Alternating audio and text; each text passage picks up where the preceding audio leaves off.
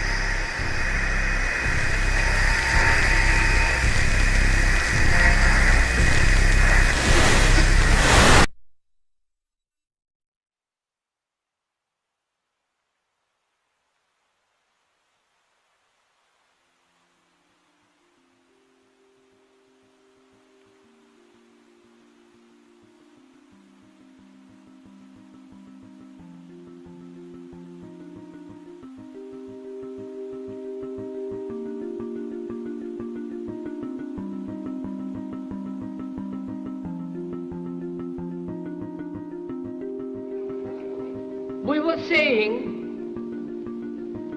how very important it is to bring about in the human mind the radical revolution. The crisis is a crisis in consciousness, a crisis that cannot anymore accept the old norms, the old patterns, the ancient traditions. And considering what the world is now, with all the misery, conflict, destructive brutality, aggression, and so on, man is still as he was. He's still brutal, violent, aggressive, acquisitive, competitive, and he has built a society along these lines.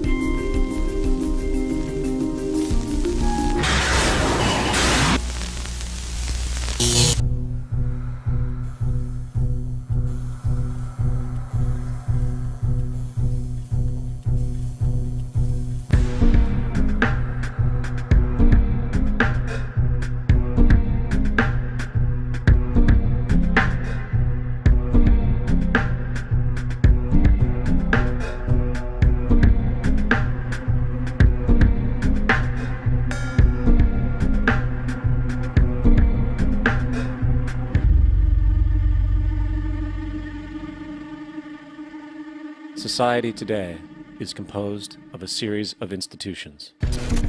From political institutions, legal institutions, religious institutions, to institutions of social class, familial values, and occupational specialization. It is obvious the profound influence these traditionalized structures have in shaping our understandings and perspectives. Yet, of all the social institutions we are born into, directed by, and conditioned upon, there seems to be no system as taken for granted and misunderstood as the monetary system. Taking on nearly religious proportions, the established monetary institution exists as one of the most unquestioned forms of faith there is. How money is created, the policies by which it is governed, and how it truly affects society are unregistered interests of the great majority of the population.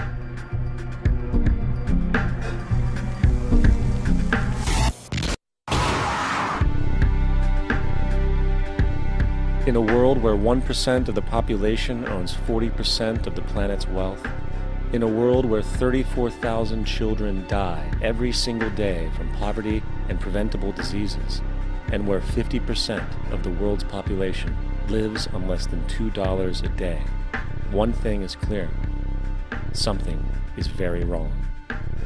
And whether we are aware of it or not, the lifeblood of all of our established institutions, and thus society itself, is money. Therefore, understanding this institution of monetary policy is critical to understanding why our lives are the way they are. Unfortunately, economics is often viewed with confusion and boredom. Endless streams of financial jargon coupled with intimidating mathematics quickly deters people from attempts at understanding it. However, the fact is, the complexity associated with the financial system is a mere mask, designed to conceal one of the most socially paralyzing structures humanity has ever endured.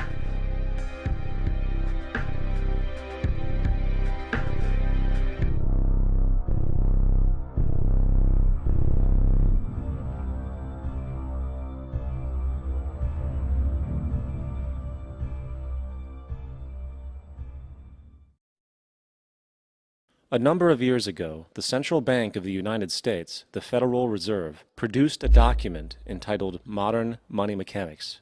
This publication detailed the institutionalized practice of money creation as utilized by the Federal Reserve and the web of global commercial banks it supports. On the opening page, the document states its objective. The purpose of this booklet is to describe the basic process of money creation in a fractional reserve banking system.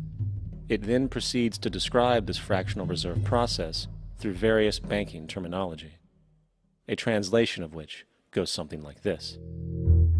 The United States government decides it needs some money, so it calls up the Federal Reserve and requests, say, $10 billion. The Fed replies, saying, sure, we'll buy $10 billion in government bonds from you.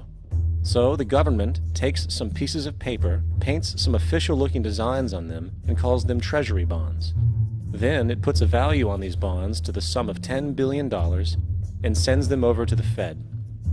In turn, the people at the Fed draw up a bunch of impressive pieces of paper themselves, only this time calling them Federal Reserve notes, also designating a value of $10 billion to the set. The Fed then takes these notes and trades them for the bonds. Once this exchange is complete, the government then takes the $10 billion in Federal Reserve notes and deposits it into a bank account. And upon this deposit, the paper notes officially become legal tender money, adding $10 billion to the U.S. money supply. And there it is. $10 billion in new money has been created. Of course, this example is a generalization, for, in reality, this transaction would occur electronically, with no paper used at all. In fact, only 3% of the U.S. money supply exists in physical currency. The other 97% essentially exists in computers alone. Now, government bonds are, by design, instruments of debt. And when the Fed purchases these bonds, with money it essentially created out of thin air, the government is actually promising to pay back that money to the Fed. In other words, the money was created out of debt. This mind-numbing paradox of how money or value can be created out of debt or a liability will become more clear as we further this exercise. So, the exchange has been made and now $10 billion sits in a commercial bank account. Here's where it gets really interesting. For as based on the fractional reserve practice, that $10 billion deposit instantly becomes part of the bank's reserves, just as all deposits do. And regarding reserve requirements, as stated in Modern Money Mechanics, a bank must maintain legally required reserves equal to a prescribed percentage of its deposits. It then quantifies this by stating, under current regulations, the reserve requirement against most transaction accounts is 10%. This means that with a $10 billion deposit, 10%, or $1 billion, is held as the required reserve, while the other $9 billion is considered an excessive reserve and can be used as the basis for new loans. Now, it is logical to assume that this $9 billion is literally coming out of the existing $10 billion deposit. However, this is actually not the case. What really happens is that the $9 billion is simply created out of thin air on top of the existing $10 billion deposit. This is how the money supply is expanded. As stated in modern money mechanics, of course they, the banks, do not really pay out loans from the money they receive as deposits. If they did this, no additional money would be created. What they do when they make loans is to accept promissory notes, loan contracts, in exchange for credits, money, to the borrower's transaction accounts. In other words, the $9 billion can be created out of nothing simply because there is a demand for such a loan and that there is a $10 billion deposit to satisfy the reserve requirements. Now, let's assume that somebody walks into this bank and borrows the newly available $9 billion. They will then most likely take that money and deposit it into their own bank account. The process then repeats, for that deposit becomes part of the bank's reserves. 10% is isolated, and in turn 90% of the $9 billion, or $8.1 billion, is now available as newly created money for more loans. And of course, that 8.1 can be loaned out and redeposited, creating an additional 7.2 billion, to 6.5 billion, to 5.9 billion, etc. This deposit money creation loan cycle can technically go on to infinity. The average mathematical result is that about $90 billion can be created on top of the original $10 billion. In other words, for every deposit that ever occurs in the banking system, about 9 times that amount can be created out of thin air. Money jitters. Ask the obliging Bank of America for a jar of soothing instant money, M-O-N-E-Y, in the form of a convenient personal loan. So, now that we understand how money is created by this fractional reserve banking system, a logical yet elusive question might come to mind. What is actually giving this newly created money value? The answer? The money that already exists. The new money essentially steals value from the existing money supply. For the total pool of money is being increased irrespective to demand for goods and services. And as supply and demand finds equilibrium, prices rise, diminishing the purchasing power of each individual dollar. This is generally referred to as inflation, and inflation is essentially a hidden tax on the public. What is the advice that you generally get? And that is inflate the currency. They don't say debase the currency. They don't say devalue the currency. They don't say cheat the people who are saved. They say lower the interest rates. The real deception is when we distort the value of money. When we create money out of thin air, we have no savings, yet there's so-called capital. So my question boils down to this: how in the world can we expect to solve the problems of inflation, that is, the increase in the supply of money, with more inflation? Of course, it can't. The fractional reserve system of monetary expansion is inherently inflationary. For the act of expanding the money supply without there being a proportional expansion of goods and services in the economy will always debase a currency. In fact, a quick glance at the historical values of the US dollar versus the money supply reflects this point definitively, for the inverse relationship is obvious. $1 in 1913 required $21.60 in 2007 to match value. That is a 96% devaluation since the Federal Reserve came into existence. Now, if this reality of inherent and perpetual inflation seems absurd and economically self-defeating, hold that thought, for absurdity is an understatement in regard to how our financial system really operates. For in our financial system, money is debt. And debt is money. Here is a chart of the U.S. money supply from 1950 to 2006. Here is a chart of the U.S. national debt for the same period. How interesting it is that the trends are virtually the same. For the more money there is, the more debt there is. The more debt there is, the more money there is. To put it a different way, every single dollar in your wallet is owed to somebody by somebody. For remember, the only way the money can come into existence is from loans. Therefore, if everyone in the country were able to pay off all debts, including the government, there would not be $1 in circulation.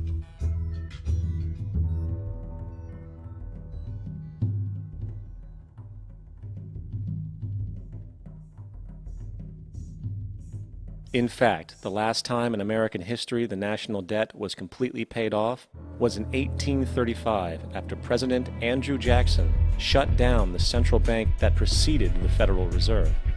In fact, Jackson's entire political platform essentially revolved around his commitment to shut down the central bank, stating at one point, "The bold efforts the present bank has made to control the government are but premonitions of the fate that awaits the American people should they be deluded into a perpetuation of this institution or the establishment of another like it."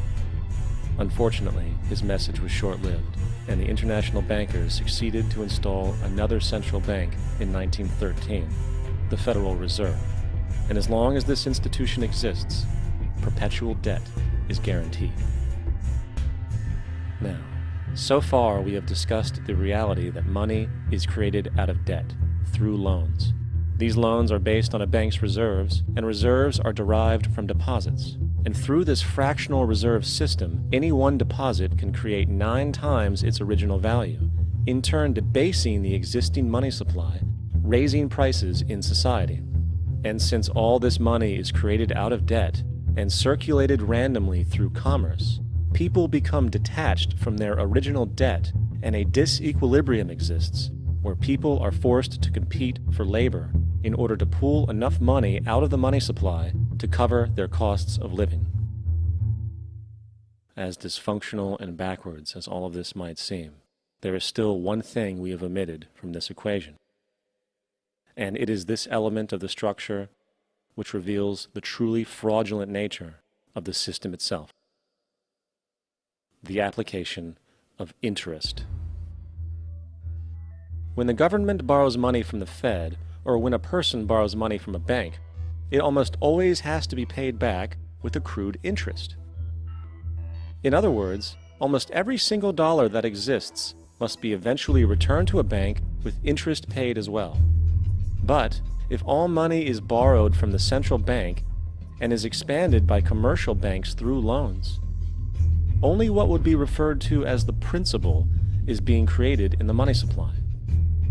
So then, where is the money to cover all of the interest that is charged? Nowhere. It doesn't exist. The ramifications of this are staggering, for the amount of money owed back to the banks will always exceed the amount of money that is available in circulation. This is why inflation is a constant in the economy, for new money is always needed to help cover the perpetual deficit built into the system, caused by the need to pay the interest. What this also means is that mathematically, defaults and bankruptcy are literally built into the system, and there will always be poor pockets of society that get the short end of the stick. An analogy would be a game of musical chairs, for once the music stops, somebody is left out to dry. And that's the point. It invariably transfers true wealth from the individual to the banks. For if you are unable to pay for your mortgage, they will take your property. This is particularly enraging when you realize that not only is such a default inevitable due to the fractional reserve practice, but also because of the fact that the money that the bank loaned to you didn't even legally exist in the first place. In 1969, there was a Minnesota court case involving a man named Jerome Daly, who was challenging the foreclosure of his home by the bank which provided the loan to purchase it. His argument was that the mortgage contract required both parties, being he and the bank, each put up a legitimate form of property for the exchange. In legal language, this is called consideration.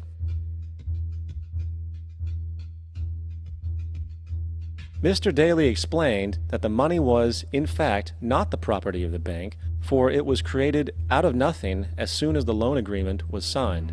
Remember what modern money mechanics stated about loans? What they do when they make loans is to accept promissory notes in exchange for credits. Reserves are unchanged by the loan transactions, but deposit credits constitute new additions to the total deposits of the banking system. In other words, the money doesn't come out of their existing assets. the bank is simply inventing it, putting up nothing of its own except for a theoretical liability on paper. As the court case progressed, the bank's president, Mr. Morgan, took the stand, and in the judge's personal memorandum, he recalled that the plaintiff, bank's president, admitted that, in combination with the Federal Reserve Bank, did create the money and credit upon its books by bookkeeping entry. The money and credit first came into existence when they created it. Mr. Morgan admitted that no United States law or statute existed which gave him the right to do this. A lawful consideration must exist and be tendered to support the note. The jury found that there was no lawful consideration, and I agree. He also poetically added, "Only God can create something of value out of nothing." And upon this revelation, the court rejected the bank's claim for foreclosure, and Daley kept his home. The implications of this court decision are immense. For every time you borrow money from a bank, whether it is a mortgage loan or a credit card charge, the money given to you is not only counterfeit, it is an illegitimate form of consideration, and hence voids the contract to repay, for the bank never had the money as property to begin with. Unfortunately, such legal realizations are suppressed and ignored, and the game of perpetual wealth transfer and perpetual debt continues. And this brings us to the ultimate question: why?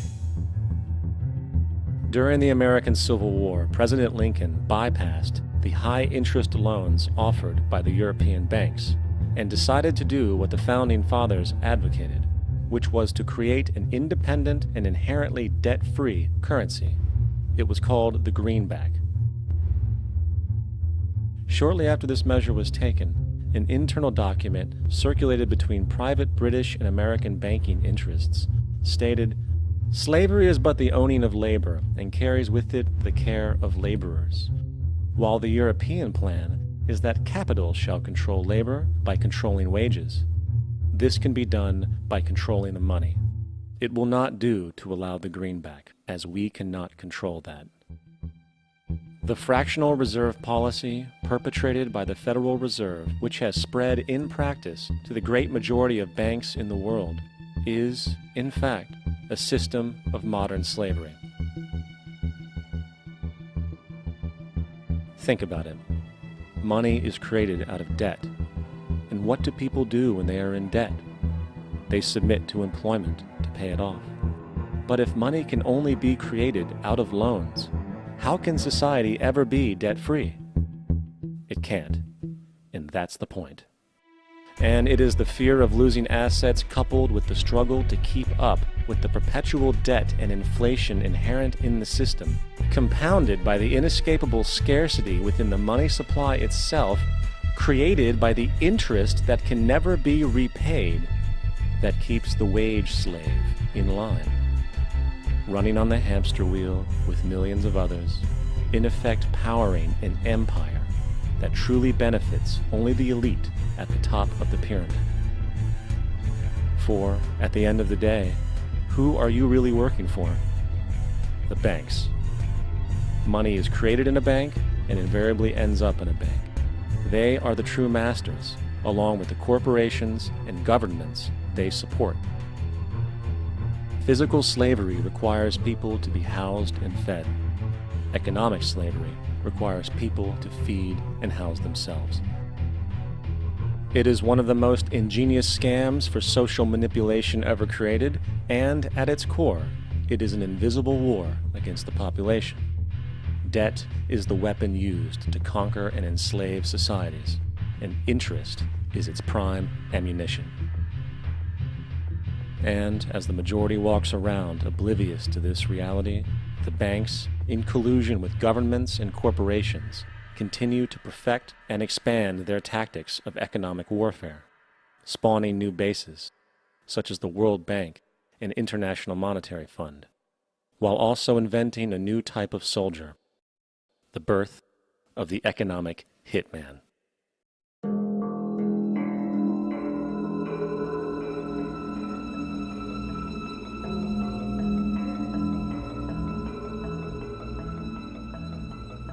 We economic hitmen really have been the ones responsible for creating this first truly global empire.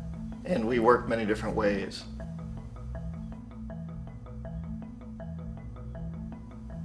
But perhaps the most common is that we will identify a country that has resources our corporations covet, like oil, and then arrange a huge loan to that country from the World Bank or one of its sister organizations. But the money never actually goes to the country. Instead, it goes to our big corporations to build infrastructure projects in that country, power plants, industrial parks, ports, things that benefit a few rich people in that country, in addition to our corporations, but really don't help the majority of the people at all. However, those people, the whole country is left holding a huge debt. It's such a big debt they can't repay it, and that's part of the plan, that they can't repay it. And so at some point, we economic hitmen go back to them and say, listen, you owe us a lot of money, can't pay your debts, so sell your oil real cheap to our oil companies. Allow us to build a military base in your country, or send troops in support of ours to someplace in the world like Iraq, or vote with us on the next UN vote. To have their electric utility company privatized and their water and sewage system privatized and sold to U.S. corporations or other multinational corporations. So there was that whole mushrooming thing, and it's so typical of the way the IMF and the World Bank work, that you put a country in debt, it's such a big debt it can't pay it, and then you offer to refinance that debt and pay even more interest. And you demand this quid pro quo, which you call a conditionality or good governance, which means basically that they've got to sell off their resources, including many of their social services, their utility companies, their school systems sometimes, their penal systems, their insurance systems, to foreign corporations. So it's a double, triple, quadruple whammy. The precedent for economic hitmen really began back in the early 50s when democratically elected Mossadegh, who was elected in Iran, he was considered to be the hope for democracy in the Middle East and around the world. He was Time Magazine's Man of the Year. But one of the things that he'd run on and began to implement was the idea that foreign oil companies needed to pay the Iranian people a lot more for the oil that they were taking out of Iran. The Iranian people should benefit from their own oil. Strange policy. We didn't like that, of course. But we were afraid to do what we normally were doing, which was to send in the military. Instead, we sent in one CIA agent, Kermit Roosevelt, Teddy Roosevelt's relative. And Kermit went in with a few $1 million and was very, very effective and efficient. And in a short amount of time, he managed to get Mossadegh overthrown and brought in the Shah of Iran to replace him, who always was favorable to oil. And it was extremely effective. Mobs overflow Tehran. Army officers shout that Mossadegh has surrendered and his regime as virtual dictator of Iran is ended. Pictures of the Shah are paraded through the streets as sentiment reverses. The Shah is welcomed home. So back here in the United States, in Washington, people looked around and said, wow, that was easy and cheap. So this established a whole new way of manipulating countries, of creating empire. The only problem with Roosevelt was that he was a card-carrying CIA agent, and had he been caught, the ramifications could have been pretty serious. So very quickly at that point, the decision was made to use private consultants to channel the money through the World Bank or the IMF or one of the other such agencies, to bring in people like me who worked for private companies, so that if we got caught, there would be no governmental ramifications.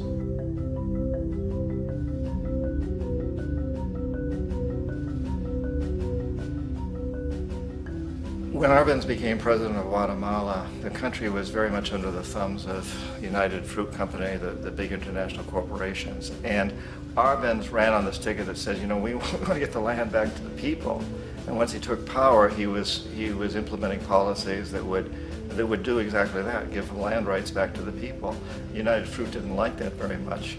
And so they hired a public relations firm, launched a huge campaign in the United States to convince the United States people, the citizens of the United States, and the press of the United States, and the Congress of the United States, that Arbenz was a Soviet puppet, and that if we allowed him to stay in power, the Soviets would have a foothold in this hemisphere. And that at that point in time was a huge fear on everybody's mind, the Red Terror, the Communist terror. And so, to make a long story short, out of this public relations campaign came a commitment on the part of the CIA and the military to take this man out. And in fact, we did. We sent in planes, we sent in soldiers, we sent in jackals, we sent everything in to take him out, and did take him out. And as soon as he was removed from office, the new guy that took over after him basically reinstated everything to the big international corporations, including United Fruit.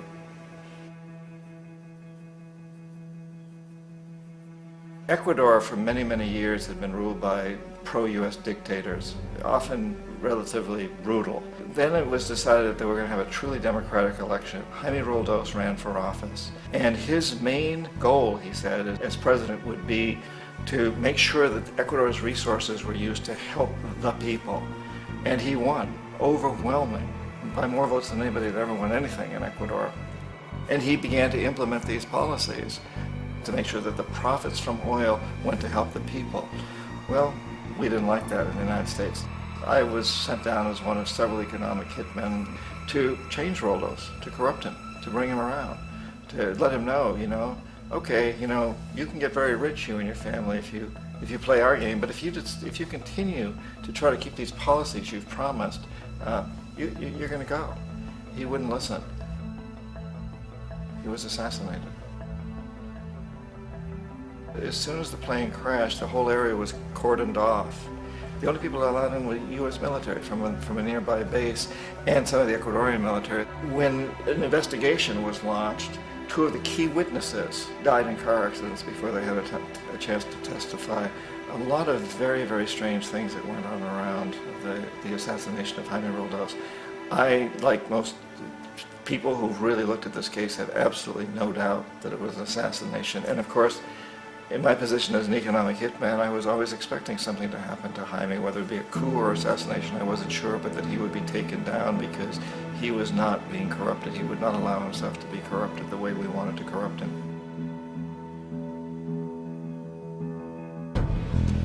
Omar Torrijos, president of Panama, was, one of my favorite people. I really, really liked him. He was very charismatic. He was a guy who really wanted to help his country. And when I tried to bribe him or corrupt him, he said, look, John, he called me Juanito. He said, look, Juanito, I don't need the money. What I really need is for my country to be treated fairly.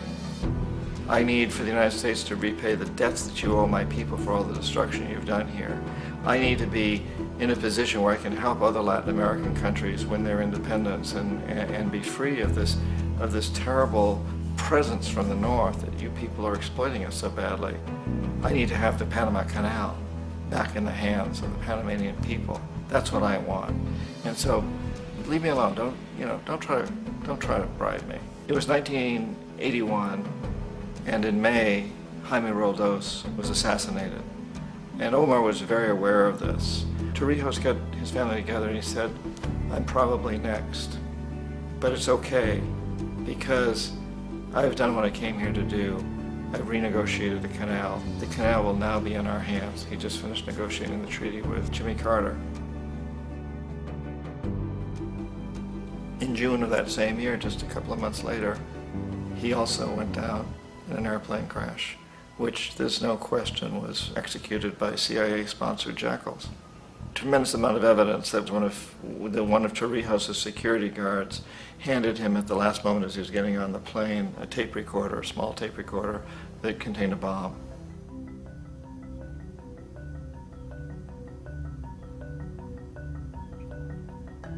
It is interesting to me how this system has continued pretty much the same way for years and years and years, except the economic hitmen have got better and better and better. Then we come up with, very recently, what happened in Venezuela. In 1998, Hugo Chavez gets elected president, following a long line of presidents who had been very corrupt and basically destroyed the economy of the country. And Chavez was elected amidst all that. Chavez stood up to the United States, and he's done it primarily demanding that Venezuelan oil be used to help the Venezuelan people. Well, we didn't like that in the United States. So in 2002, a coup was staged, which there's no question in my mind, and most other people's minds, that the CIA was behind that coup.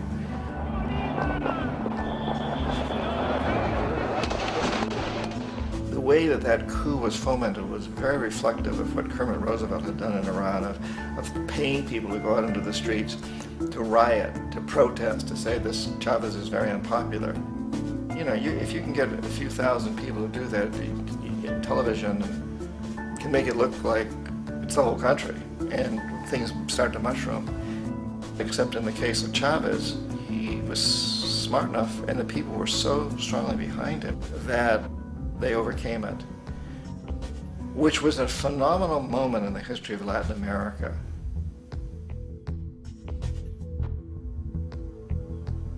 Iraq actually is a perfect example of the way the whole system works. So we economic hitmen are the first line of defense. We go in and we try to corrupt governments and get them to accept these huge loans, which we then use as leverage to basically own them.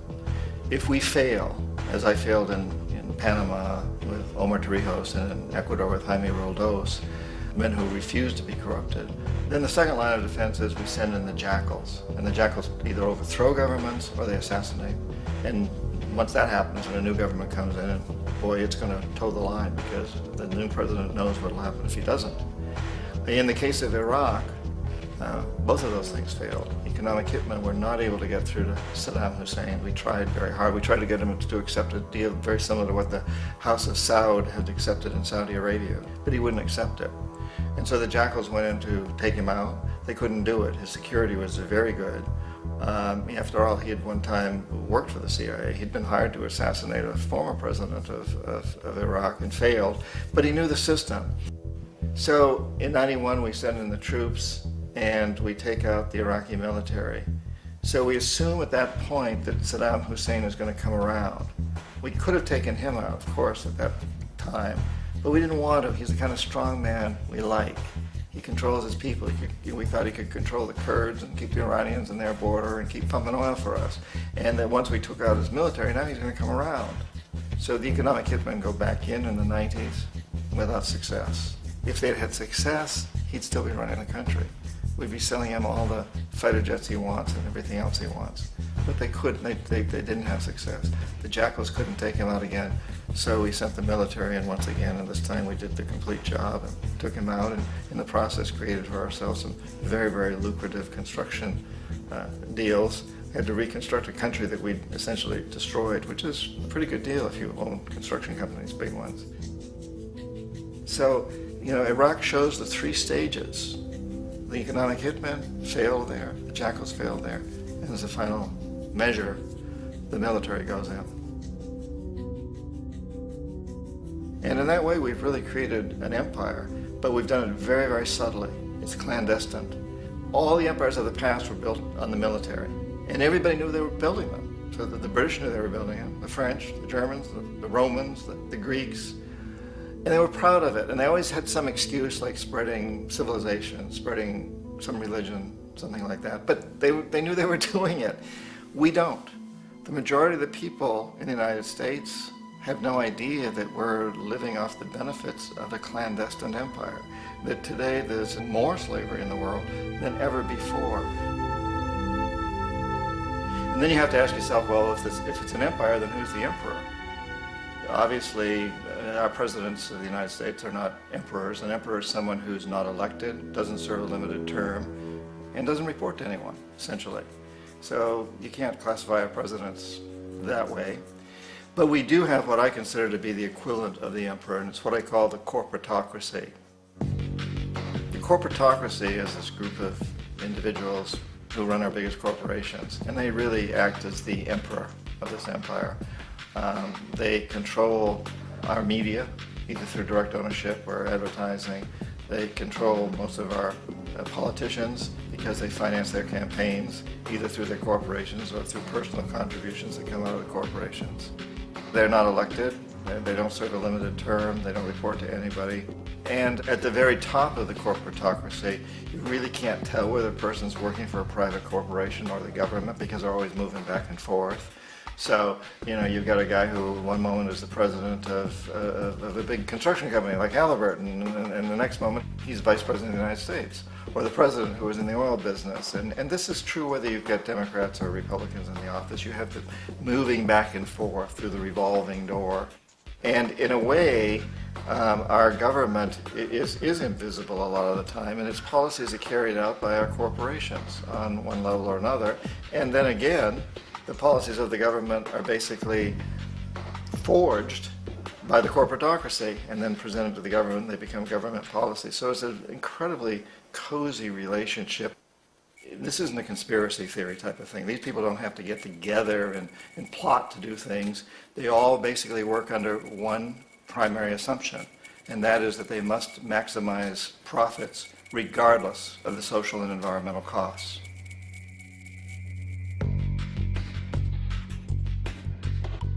This process of manipulation by the corporatocracy through the use of debt, bribery, and political overthrow is called globalization. Just as the Federal Reserve keeps the American public in a position of indentured servitude through perpetual debt, inflation, and interest, the World Bank and IMF serve this role on a global scale. The basic scam is simple. Put a country in debt either by its own indiscretion or through corrupting the leader of that country, then impose conditionalities or structural adjustment policies, often consisting of the following. Currency devaluation. When the value of a currency drops, so does everything valued in it. This makes indigenous resources available to predator countries at a fraction of their worth. Large funding cuts for social programs. These usually include education and healthcare, compromising the well-being and integrity of the society, leaving the public vulnerable to exploitation. Privatization of state-owned enterprises. This means that socially important systems can be purchased and regulated by foreign corporations for profit. For example, in 1999, the World Bank insisted that the Bolivian government sell the public water system of its third largest city to a subsidy of the U.S. corporation Bechtel. As soon as this occurred, water bills for the already impoverished local residents skyrocketed. It wasn't until after a full-blown revolt by the people that the Bechtel contract was nullified. Then there is trade liberalization, or the opening up of the economy through removing any restrictions on foreign trade. This allows for a number of abusive economic manifestations, such as transnational corporations bringing in their own mass-produced products, undercutting the indigenous production and ruining local economies. An example is Jamaica, which, after accepting loans and conditionalities from the World Bank, lost its largest cash crop markets due to competition with Western imports. Today, countless farmers are out of work, for they are unable to compete with the large corporations. Another variation is the creation of numerous seemingly unnoticed, unregulated, inhumane sweatshop factories, which take advantage of the imposed economic hardship. Additionally, due to production deregulation, environmental destruction is perpetual, as a country's resources are often exploited by the indifferent corporations while outputting large amounts of deliberate pollution. The largest environmental lawsuit in the history of the world today is being brought on behalf of 30,000 Ecuadorian Amazonian people against Texaco, which is now owned by Chevron. So today it's against Chevron, but for activities conducted by Texaco. Estimated to be more than 18 times what the Exxon Valdez dumped into the coast of Alaska. In the case of Ecuador, it wasn't an accident. The oil companies did it intentionally. They knew they were doing it to save money out there rather than arranging for proper disposal. Furthermore, a cursory glance at the performance record of the World Bank reveals that the institution, which publicly claims to help poor countries develop and alleviate poverty, has done nothing but increase poverty and the wealth gap, while corporate profits soar. In 1960, the income gap between the fifth of the world's people in the richest countries versus the fifth in the poorest countries was 30 to 1. By 1998, it was 74 to 1. While global GNP rose 40% between 1970 and 1985, those in poverty actually increased by 17%. While from 1985 to 2000, those living on less than $1 a day increased by 18%. Even the Joint Economic Committee of the U.S. Congress admitted that there is a mere 40% success rate of all World Bank projects. In the late 1960s, the World Bank intervened in Ecuador with large loans. During the next 30 years, poverty grew from 50% to 70%. Under or unemployment grew from 15 to 70%. Public debt increased from 240 million to 16 billion, while the share of resources allocated to the poor went from 20% to 6%. In fact, by the year 2000, 50% of Ecuador's national budget had to be allocated for paying its debts. It is important to understand the World Bank is, in fact, a U.S. bank, supporting U.S. interests. For the United States holds veto power over decisions, as it is the largest provider of capital. And where did it get this money? You guessed it. It made it out of thin air through the fractional reserve banking system. Of the world's top 100 economies, as based on annual GDP, 51 are corporations, and 47 of that 51 are U.S.-based. Walmart, General Motors, and Exxon are more economically powerful than Saudi Arabia, Poland, Norway, South Africa, Finland, Indonesia, and many others.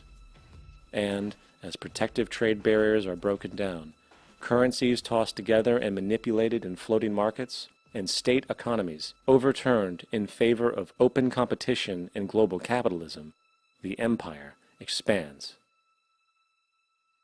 You get up on your little 21-inch screen and howl about America and democracy. There is no America. There is no democracy. There is only IBM and ITT and AT&T and DuPont, Dow, Union Carbide, and Exxon. Those are the nations of the world today. What do you think the Russians talk about in their councils of state? Karl Marx? They get out their linear programming charts, statistical decision theories, minimax solutions, and compute the price-cost probabilities of their transactions and investments, just like we do. We no longer live in a world of nations and ideologies, Mr. Beale. The world is a college of corporations, inexorably determined by the immutable bylaws of business. The world is a business, Mr. Beale.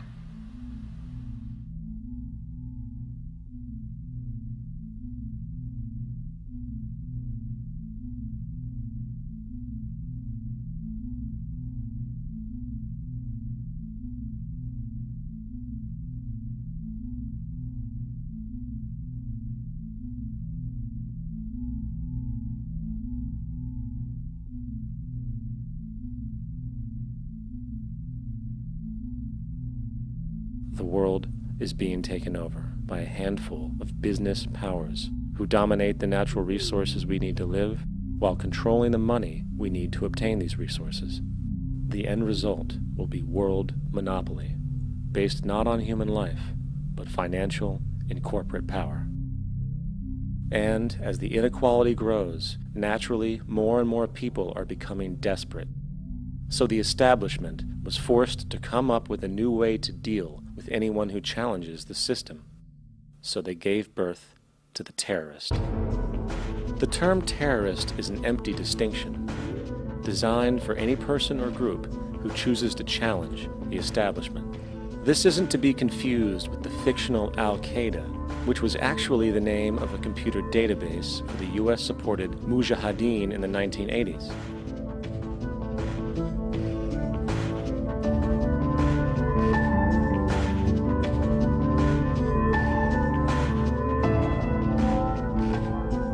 In 2007, the Department of Defense received $161.8 billion for the so-called global war on terrorism. According to the National Counterterrorism Center, in 2004, roughly 2,000 people were killed internationally due to supposed terrorist acts. Of that number, 70 were American. Using this number as a general average, which is extremely generous, It is interesting to note that twice as many people die from peanut allergies a year than from terrorist acts. Concurrently, the leading cause of death in America is coronary heart disease, killing roughly 450,000 each year. And in 2007, the government's allocation of funds for research on this issue was about $3 billion. This means that the U.S. government in 2007 spent 54 times the amount for preventing terrorism than it spent for preventing a disease which kills 6,600 times more people annually than terrorism does.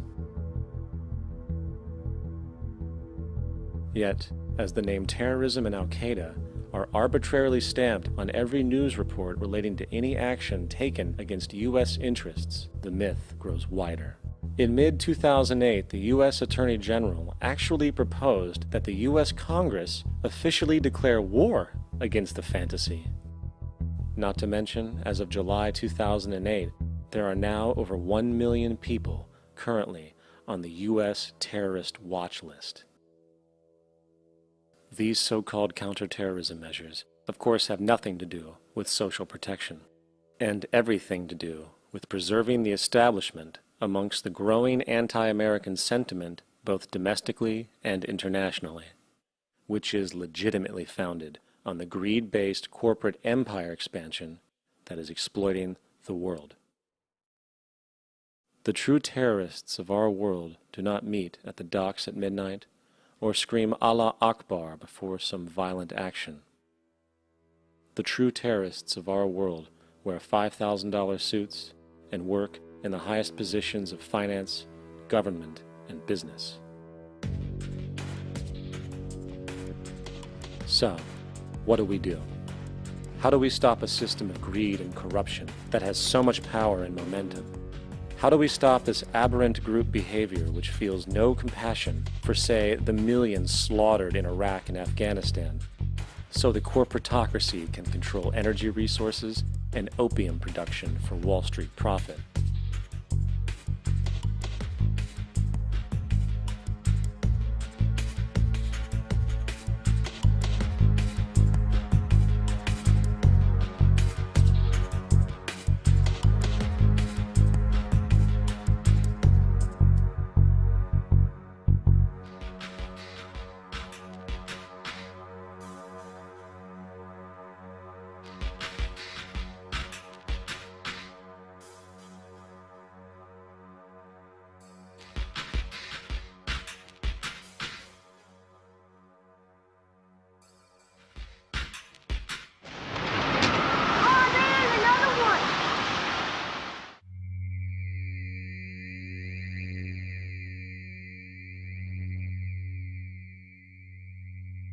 How do we stop a system of greed and corruption that condemns poor populations to sweatshop slavery for the benefit of Madison Avenue?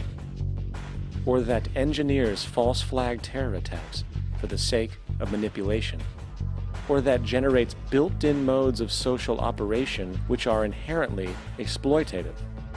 Or that systematically reduces civil liberties and violates human rights in order to protect itself from its own shortcomings? How do we deal with the numerous covert institutions, such as the Council on Foreign Relations, the Trilateral Commission, and the Bilderberg Group, and other undemocratically elected groups which, behind closed doors, collude to control the political, financial, social, and environmental elements of our lives? In order to find the answer, we must first find the true underlying cause. For the fact is, the selfish, corrupt, power, and profit-based groups are not the true source of the problem. They are symptoms.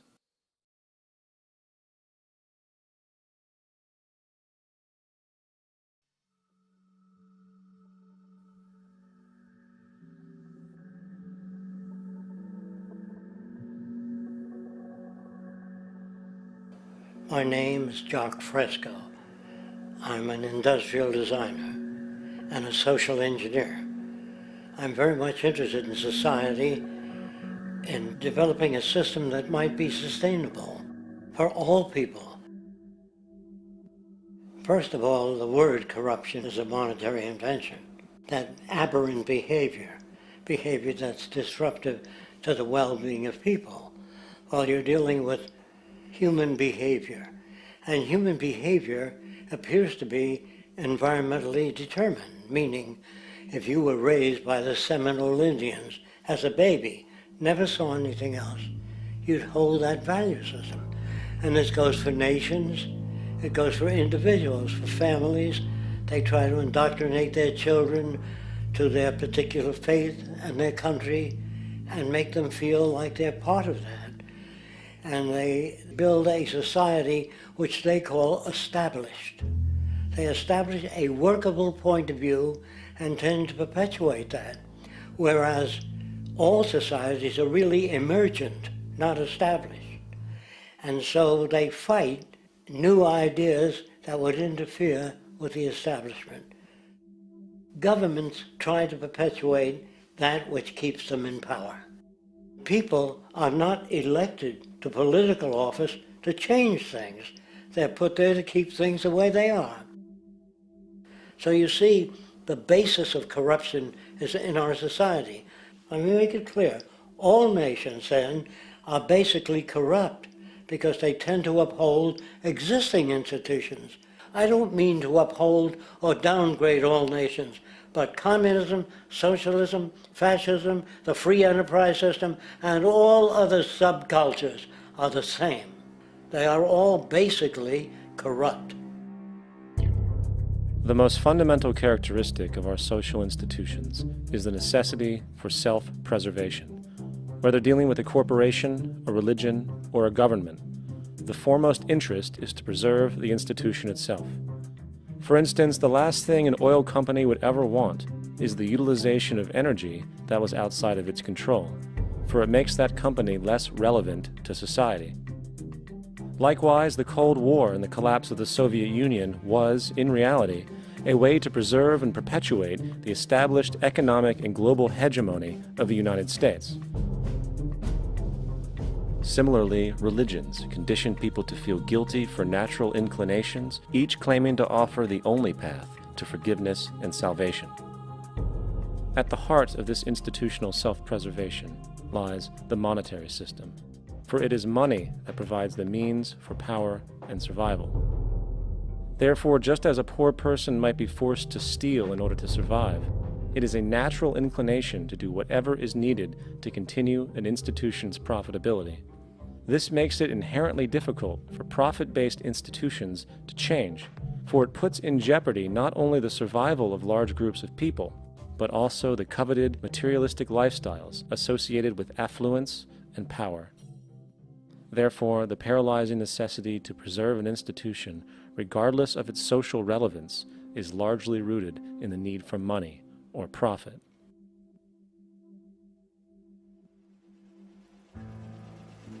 What's in it for me is why people think. And so if a man makes money selling a certain product, naturally he's going to fight the existence of another product that may threaten his institution. Therefore, people cannot be fair, and people do not trust each other. A guy will come over to you and say, I got just the house you're looking for. He's a salesman. When a doctor says, I think your kidney has to come out, I don't know if he's trying to pay off a yacht or whether my kidney has to come out. It's hard in a monetary system to trust people. If you came into my store and I said, this lamp that I've got is pretty good, but the lamp next door is much better, I wouldn't be in business very long. It wouldn't work. If I were ethical, it wouldn't work. So when you say industry cares for people, that's not true. They can't afford to be ethical. So your system is not designed to serve the well-being of people. If you still don't understand that, there would be no outsourcing of jobs if they cared about people. Industry does not care. They only hire people because it hasn't been automated yet. So don't talk about decency and ethics. We cannot afford it and remain in business. It is important to point out that regardless of the social system, whether fascist, socialist, capitalist, or communist, the underlying mechanism is still money, labor, and competition. Communist China is no less capitalistic than the United States. The only difference is the degree by which the state intervenes in enterprise. The reality is that monetaryism, so to speak, is the true mechanism that guides the interests of all the countries on the planet. The most aggressive and hence dominant variation of this monetaryism is the free enterprise system. The fundamental perspective, as put forth by early free market economists like Adam Smith, is that self-interest in competition leads to social prosperity, as the act of competition creates incentive, which motivates people to persevere. However, what isn't talked about is how a competition-based economy invariably leads to strategic corruption, power and wealth consolidation, social stratification, technological paralysis, labor abuse, and ultimately, a covert form of government dictatorship by the rich elite. The word corruption is often defined as moral perversion. If a company dumps toxic waste into the ocean to save money, most people recognize this as corrupt behavior. On a more subtle level, when Walmart moves into a small town and forces small businesses to shut down for they are unable to compete, a gray area emerges. For what exactly is Walmart doing wrong? Why should they care about mom-and-pop organizations they destroy? Yet, even more subtly, when a person gets fired from their job because a new machine has been created which can do the work for less money, people tend to just accept that as the way it is, not seeing the inherent corrupt inhumanity of such an action. Because the fact is, whether it is dumping toxic waste, having a monopoly enterprise, or downsizing the workforce, the motive is the same: profit. They are all different degrees of the same self-preserving mechanism, which always puts the well-being of people second to monetary gain. Therefore, corruption is not some byproduct of monetaryism. It is the very foundation. And while most people acknowledge this tendency on one level or another, the majority remains naive as to the broad ramifications of having such a selfish mechanism as the guiding mentality in society.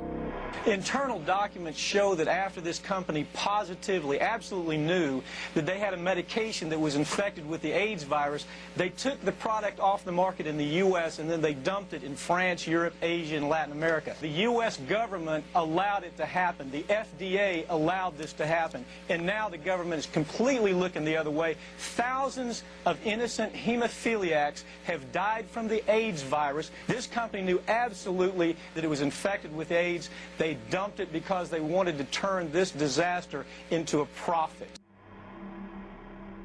So you see, you have built-in corruption. We're all chiseling off each other, and you can't expect decency and that sort of thing. And feeling that, they don't know who to elect. They think in terms of a democracy, which is not possible in a monetary-based economy. If you have more money to advertise your position, the position you desire in government, that isn't a democracy. It serves those in positions of differential advantage. So it's always a dictatorship of the elitists, the financially wealthy.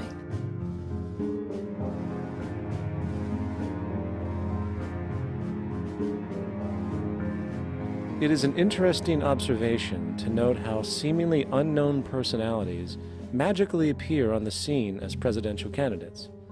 Then, before you know it, somehow you are left to choose from a small group of extremely wealthy people who suspiciously have the same broad social view. Obviously, it's a joke. The people placed on the ballot are done so because they have been pre-decided to be acceptable by the established financial powers who actually run the show. Yet, many who understand this illusion of democracy often think, if only we could just get our honest, ethical politicians in power, then we would be okay.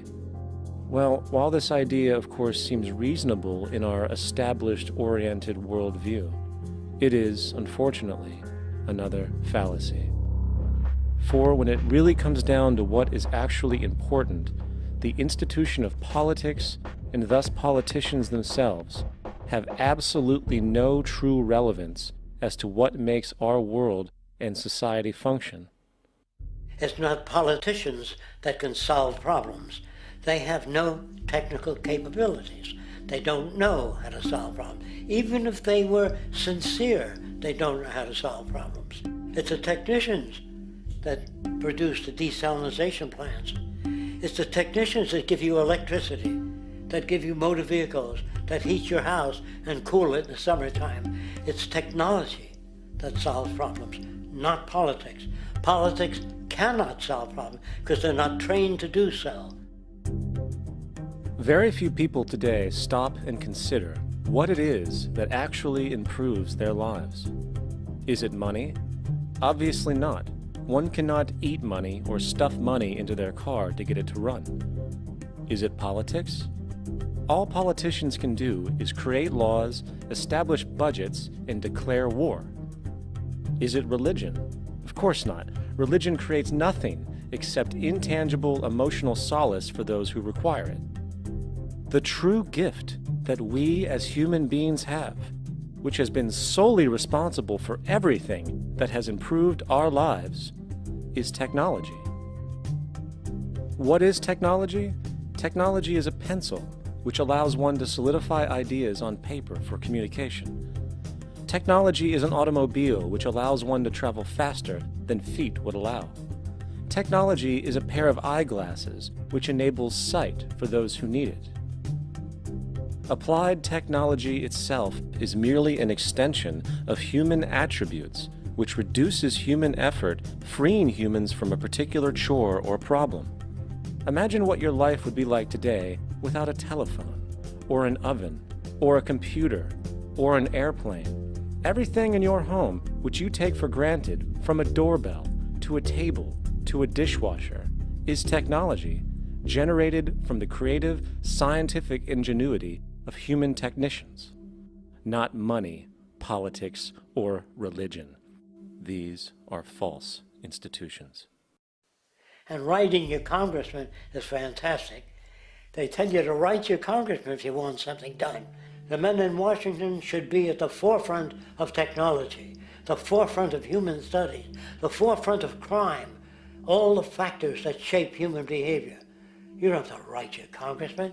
What kind of people are they that are appointed to do that job? The future will have great difficulty. And the question that's raised by politicians is, how much will a project cost? The question is not how much will it cost. Do we have the resources? And we have the resources today to house everyone, build hospitals all over the world, build schools all over the world, the finest equipment and labs for teaching and doing medical research. So you see, we have all that, but we're in a monetary system. And in a monetary system, there's profit. And what is the fundamental mechanism that drives the profit system besides self-interest? What is it exactly that maintains that competitive edge at its core? Is it high efficiency and sustainability? No, that isn't part of their design. Nothing produced in our profit-based society is even remotely sustainable or efficient. If it was, there wouldn't be a multi-million-dollar-a-year service industry for automobiles, nor would the average lifespan for most electronics be less than 3 months before they're obsolete. Is it abundance? Absolutely not. Abundance, as based on the laws of supply and demand, is actually a negative thing. If a diamond company finds 10 times the usual amount of diamonds during their mining, it means the supply of diamonds has increased, which means the cost and profit per diamond drops. The fact is, efficiency, sustainability, and abundance are enemies of profit. To put it into a word, it is the mechanism of scarcity that increases profits. What is scarcity? Based on keeping products valuable. Slowing up production on oil raises the price. Maintaining scarcity of diamonds keeps the price high.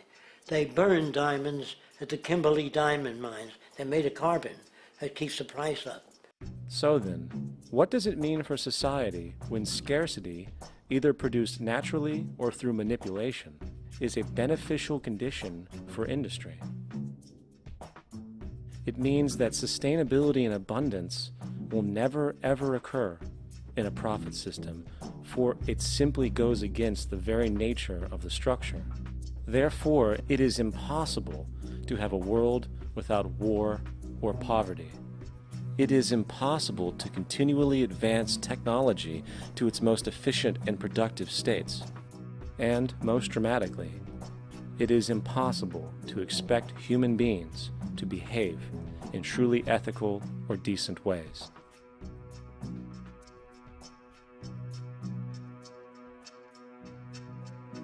People use the word instinct because they can't account for the behavior. They sit back and they evaluate with their lack of knowledge, and they say things like, humans are built a certain way, greed is a natural thing, as though they've worked for years on it, and it's no more natural than wearing clothing. What we want to do is to eliminate the causes of the problems, eliminate the processes that produce greed and bigotry and prejudice and people taking advantage of one another and elitism, eliminating the need for prisons and welfare. We have always had these problems because we have always lived within scarcity and barter and monetary systems that produce scarcity. If you eradicate the conditions that generate what you call socially offensive behavior, it does not exist. The guy said, well, isn't that inborn? No, it's not. There is no human nature, there's human behavior, and that's always been changed throughout history. You're not born with bigotry and greed and corruption and hatred. You pick that up within the society. War, poverty, corruption, hunger, misery, human suffering will not change in a monetary system. That is, there'll be very little significant change. It's going to take the redesign of our culture, our values, and it has to be related to the carrying capacity of the earth, not some human opinion or some politician's notions of the way the world ought to be, or some religious notions of the conduct of human affairs. And that's what the Venus Project is about. The society that we're about to talk about is a society that is free of all the old superstitions, incarceration, prisons, police, cruelty, and law. All laws will disappear, and the professions will disappear that are no longer valid, such as stockbrokers, bankers, advertising, gone forever, because it's no longer relevant. When we understand that it is technology devised by human ingenuity which frees humanity and increases our quality of life, we then realize that the most important focus we can have is on the intelligent management of the Earth's resources. For it is from these natural resources we gain the materials to continue our path of prosperity. Understanding this, we then see that money fundamentally exists as a barrier to these resources, for virtually everything has a financial cost. And why do we need money to obtain these resources? Because of real or assumed scarcity. We don't usually pay for air and tap water because it is in such high abundance, selling it would be pointless.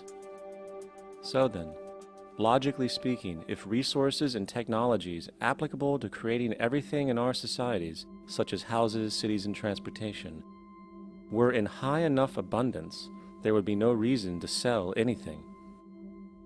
Likewise, if automation and machinery was so technologically advanced as to relieve human beings of labor, there would be no reason to have a job. And with these social aspects taken care of, there would be no reason to have money at all. So the ultimate question remains: do we on Earth have enough resources and technological understanding to create a society of such abundance that everything we have now could be available without a price tag and without the need for submission through employment? Yes, we do. We have the resources and technology to enable this at a minimum, along with the ability to raise the standard of living so high that people in the future will look back at our civilization now and gawk at how primitive and immature our society was. What the Venus Project proposes is an entirely different system that's updated to present-day knowledge. We've never given scientists the problem of how do you design a society which would eliminate boring and monotonous jobs, that would eliminate accidents in transportation, that would enable people to have a high standard of living, that would eliminate poisons in our food, that would give us other sources of energy that are clean and efficient. We can do that out there.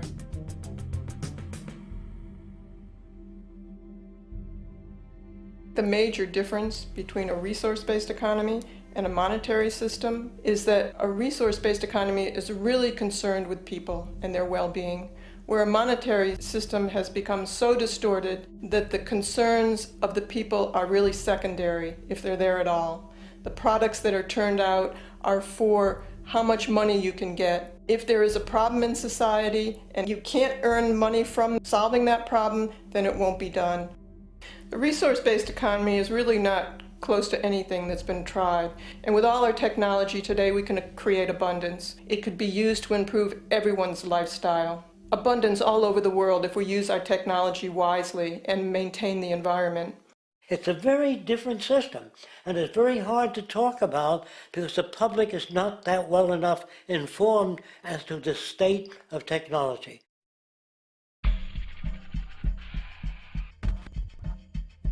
At present, we don't have to burn fossil fuels. We don't have to use anything that would contaminate the environment. There are many sources of energy available. Alternative energy solutions pushed by the establishment, such as hydrogen, biomass, and even nuclear, are highly insufficient, dangerous, and exist only to perpetuate the profit structure that industry has created.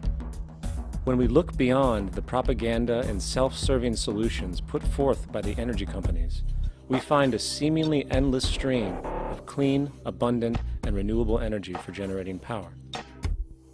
Solar and wind energy are well known to the public, but the true potential of these mediums remains unexpressed. Solar energy, derived from the sun, has such abundance that 1 hour of light at high noon contains more energy than what the entire world consumes in a year. If we could capture 1/100% of this energy, the world would never have to use oil, gas, or anything else. The question then is not availability, but the technology to harness it. And there are many advanced mediums today which could accomplish just that, if they were not hindered by the need to compete for market share with the established energy power structures. Then there's wind energy. Wind energy has long been denounced as weak, and due to being location-driven, impractical. This is simply not true. The U.S. Department of Energy admitted in 2007 that if wind was fully harvested in just 3 of America's 50 states, it could power the entire nation. And then there are the rather unknown mediums of tidal and wave power. Tidal power is derived from tidal shifts in the ocean. Installing turbines which capture this movement generates energy. In the United Kingdom, 42 sites are currently noted as available, forecasting that 34% of all the UK's energy could come from tidal power alone.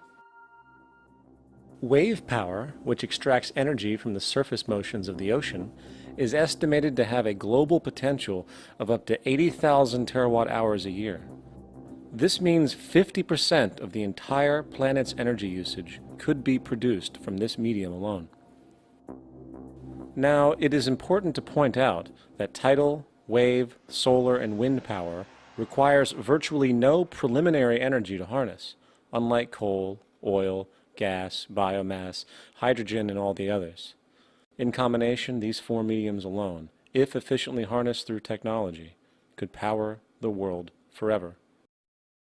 That being said, there happens to be another form of clean, renewable energy which trumps them all: geothermal power. Geothermal energy utilizes what is called heat mining, which, through a simple process using water, is able to generate massive amounts of clean energy. In 2006, an MIT report on geothermal energy found that 13,000 zettajoules of power are currently available in the Earth, with the possibility of 2,000 zettajoules being easily tappable with improved technology.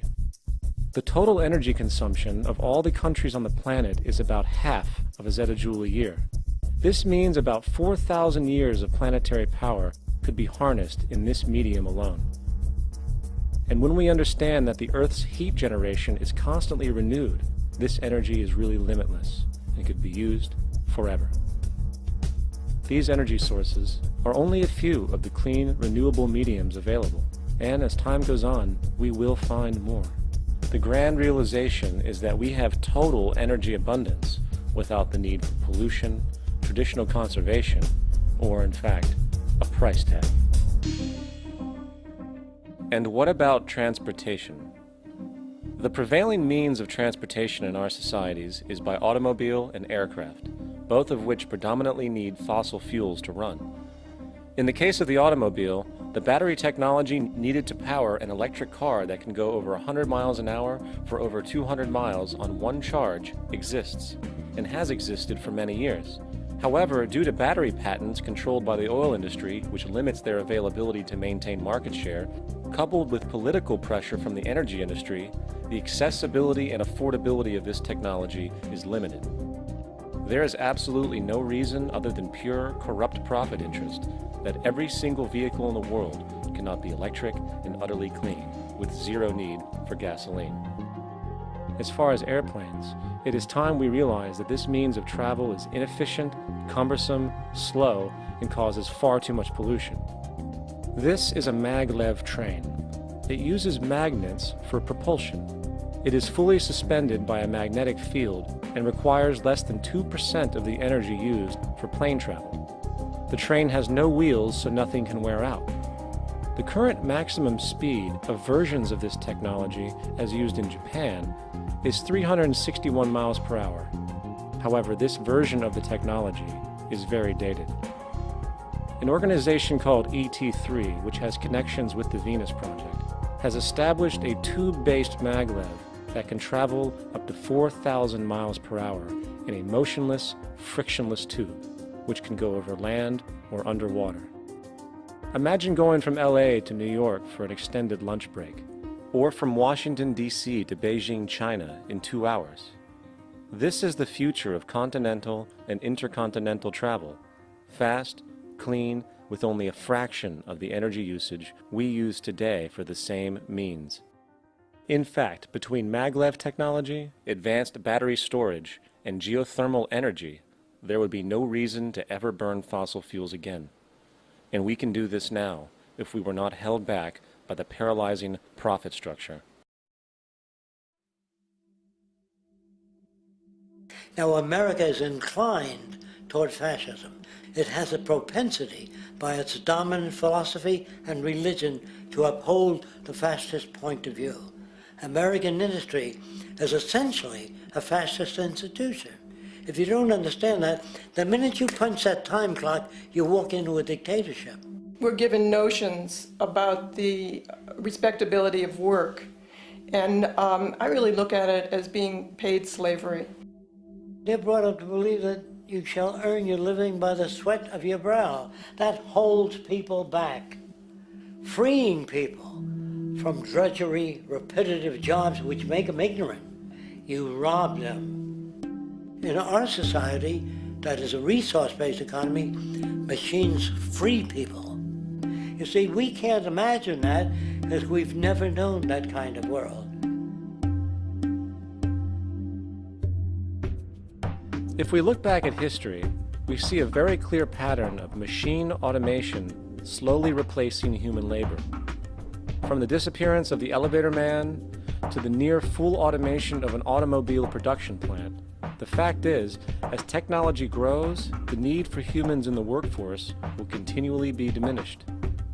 This creates a serious clash, which proves the falseness of the monetary-based labor system. for human employment is in direct competition with technological development. Therefore, given the fundamental priority of profit by industry, people through time will be continually laid off and replaced by machine.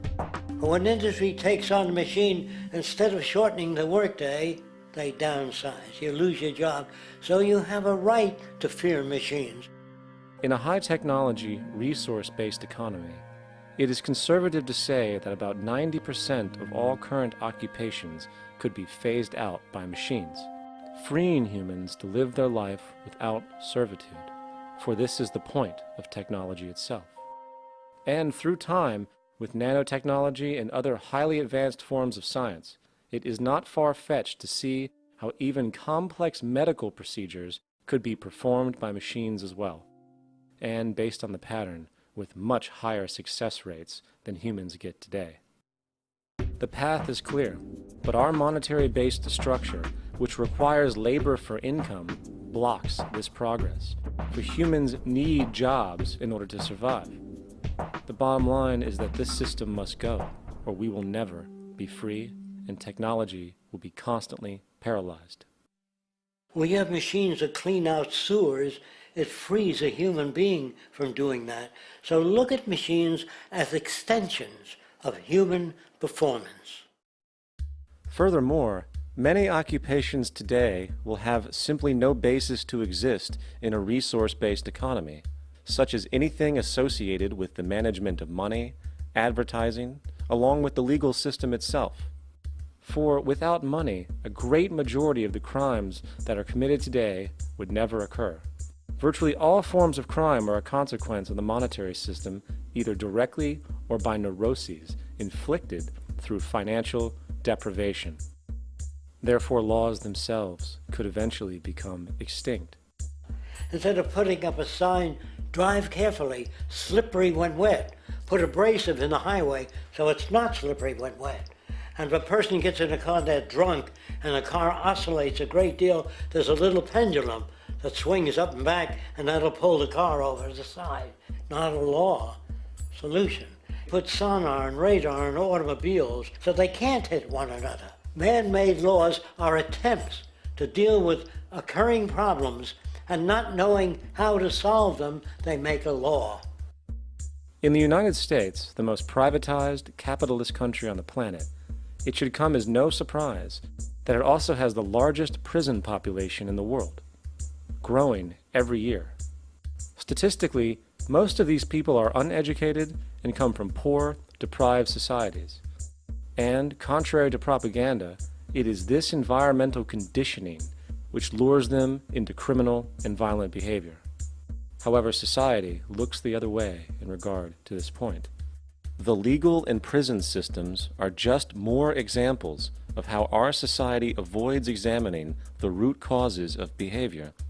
Billions are spent each year on prisons and police, while only a fraction is spent on programs for poverty, which is one of the most fundamental variables responsible for crime to begin with. And as long as we have an economic system which prefers and in fact creates scarcity and deprivation, crime will never go away.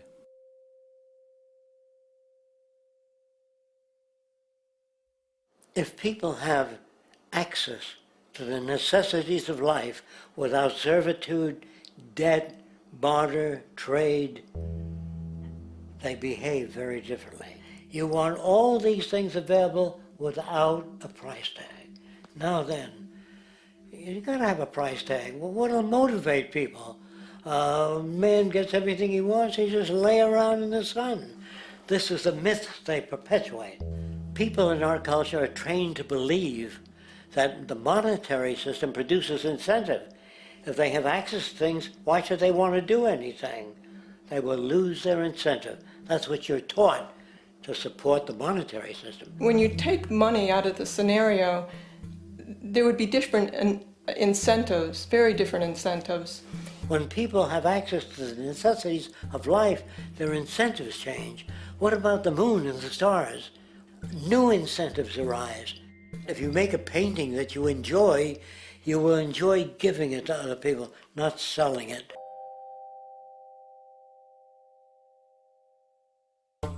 I think most of the education that I've seen today is essentially producing a person for a job. It's very specialized. They're not generalists. People don't know a lot about a lot of different subjects.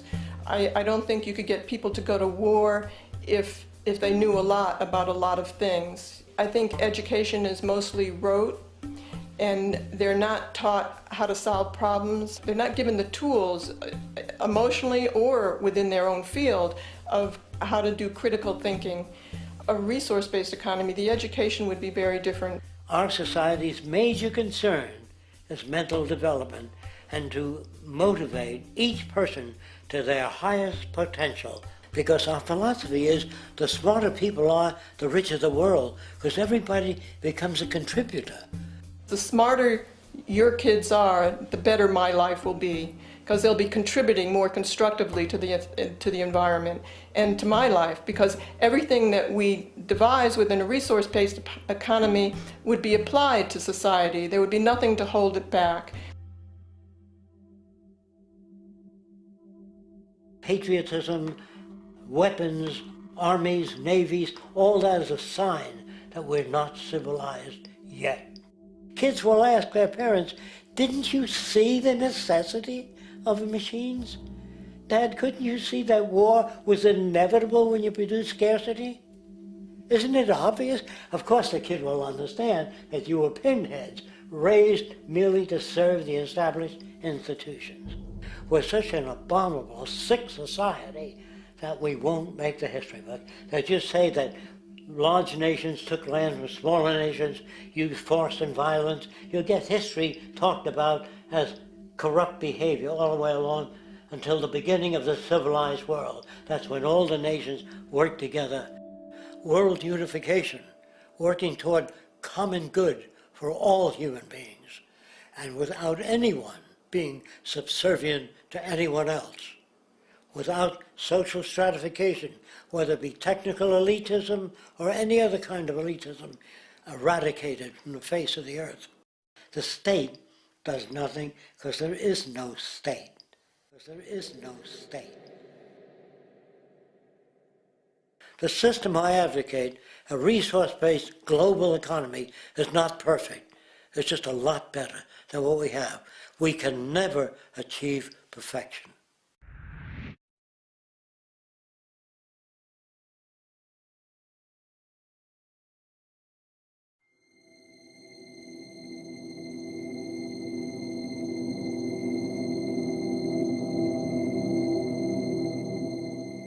The social values of our society, which has manifested in perpetual warfare, corruption, oppressive laws, social stratification, irrelevant superstitions, environmental destruction, and a despotic, socially indifferent, profit-oriented ruling class, is fundamentally the result of a collective ignorance of two of the most basic insights humans can have about reality: the emergent and symbiotic aspects of natural law.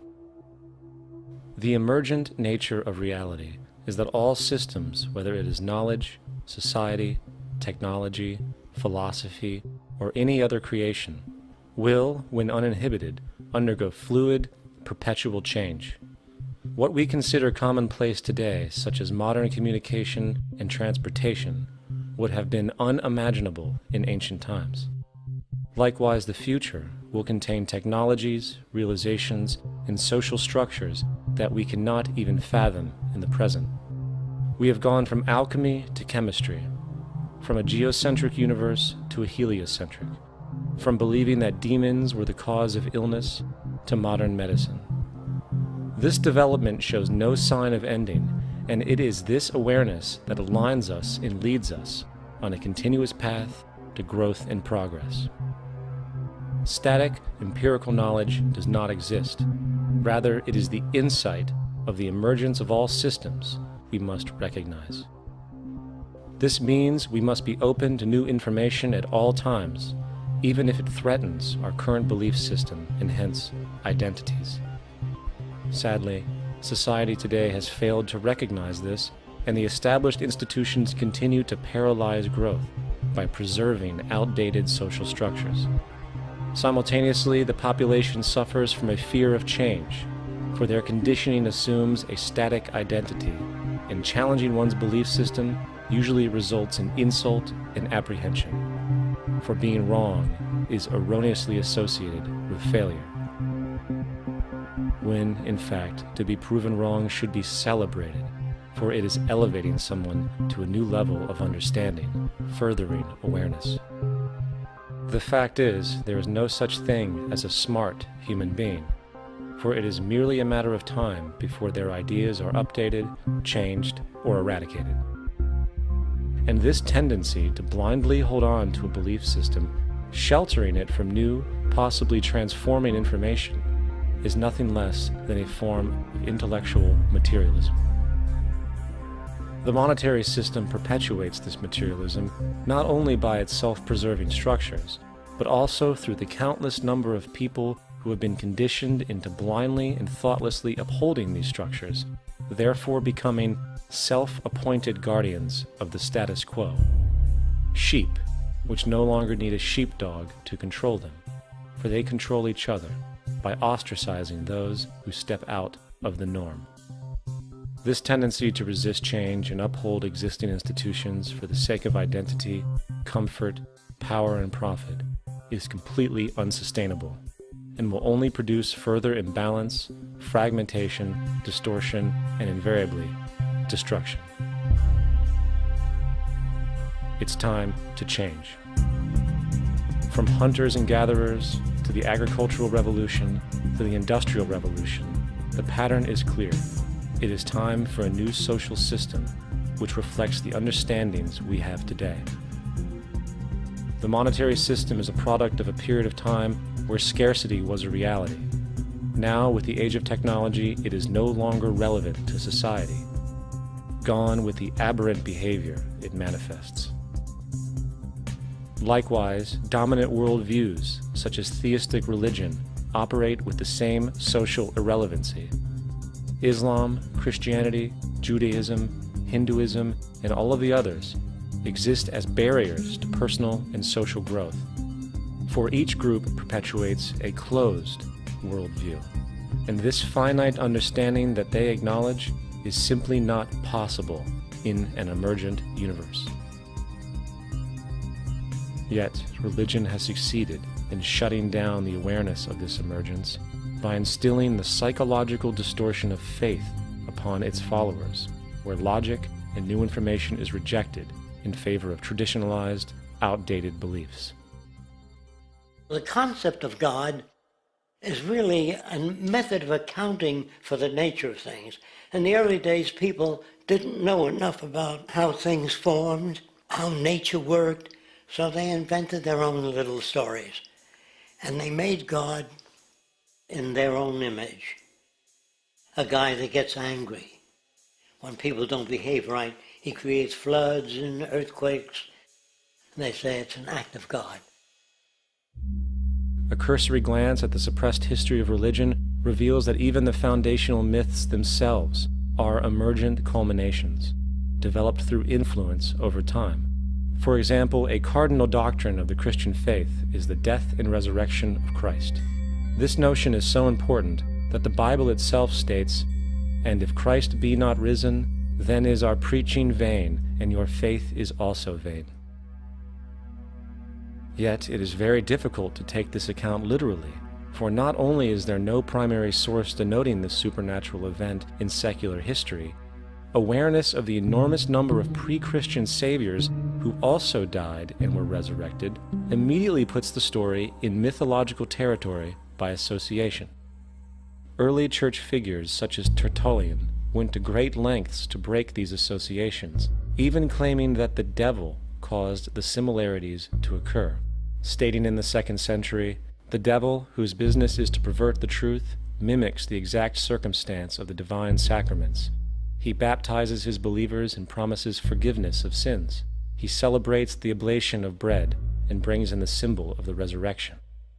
Let us therefore acknowledge the craftiness of the devil, who copied certain things of those that be divine." What is truly sad, however, is that when we cease the idea that the stories from Christianity, Judaism, Islam, and all the others are literal history, and accept them for what they really are, which are purely allegorical expressions derived from many faiths, we see that all religions share a common thread, and it is this unifying imperative that needs to be recognized and appreciated. Religious belief has caused more fragmentation and conflict than any other ideology.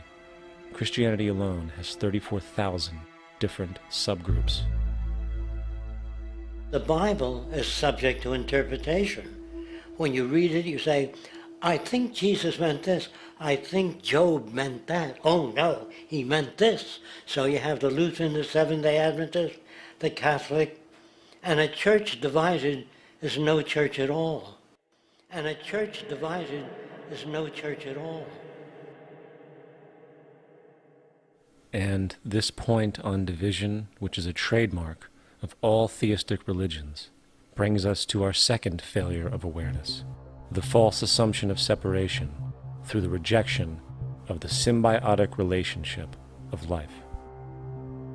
Apart from the understanding that all natural systems are emergent, where all notions of reality will be constantly developed, altered, and even eradicated, we must also understand that all systems are, in fact, invented fragments, merely for the sake of conversation. For there is no such thing as independence in nature. The whole of nature is a unified system of interdependent variables, each a cause and a reaction, existing only as a concentrated whole. You don't see the plug connected to the environment, so it looks like we're free, wandering around. Take the oxygen away, we all die immediately. Take plant life away, we die. And without the sun, all the plants die. So we are connected.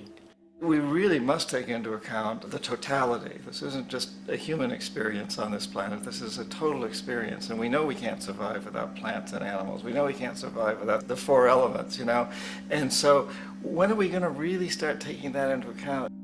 That's what it is to be successful. Success depends on how well we relate to everything around us. I'm very aware of the fact that my grandson cannot possibly hope to inherit a sustainable, peaceful, stable, socially just world unless every child today growing up in Ethiopia, in Indonesia, in Bolivia, in Palestine, in Israel also has that same expectation. You got to take care of the whole community or you're going to have serious problems.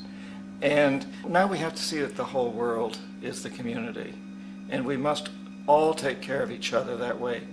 And it's not just a community of human beings. It's a community of plants and animals and elements. And we really need to understand that. That's what's going to bring us joy, too, and pleasure. That's what's missing in our lives right now. We can call it spirituality, but the fact of the matter is joy comes from that bliss of connectedness. That's our God spirit. That's that side of ourselves that really feels it. And you can feel it deep inside you. It's this amazing, wonderful feeling. And you know it when you get it. You don't get it from money. You get it from connection. Now, if that isn't a hazard to this country, how are we going to keep building nuclear weapons? You know what I mean? What's going to happen to the arms industry when we realize we're all one? It's going to fuck up the economy. The economy that's fake anyway. The economy that's fake anyway. The economy that's fake anyway. The economy that's fake anyway. The economy that's fake anyway. Which would be a real bummer. You can see why the government's cracking down on the idea of experiencing unconditional love.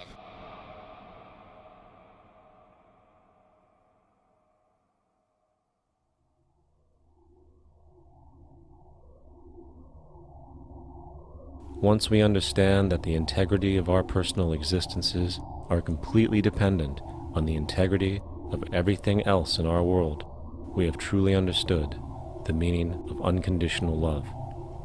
For love is extensionality, and seeing everything as you and you as everything can have no conditionalities.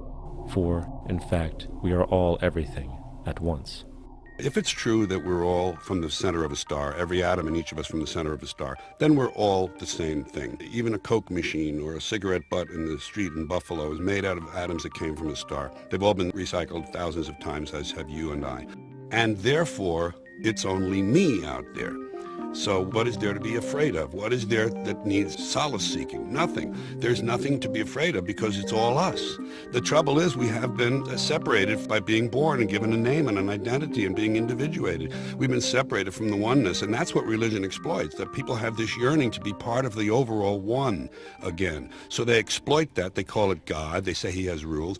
And I think it's cruel. I think you can do it absent religion.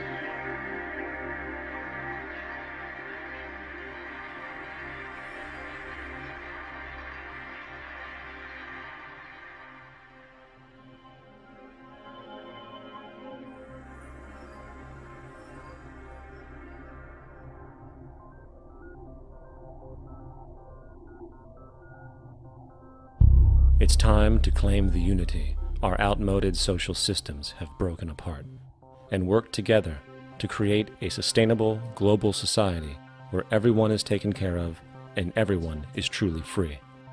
Your personal beliefs, whatever they may be, are meaningless when it comes to the necessities of life. Every human being is born naked, needing warmth, food, water, shelter. Everything else is auxiliary. Therefore, the most important issue at hand is the intelligent management of the Earth's resources. This can never be accomplished in a monetary system, for the pursuit of profit is the pursuit of self-interest, and therefore imbalance is inherent. Simultaneously, politicians are useless, for our true problems in life are technical, not political. Furthermore, ideologies that separate humanity, such as religion, need strong reflection in the community in regard to its value, purpose, and social relevancy. Hopefully, through time, religion will lose its materialism and basis in superstition and move into the useful field of philosophy.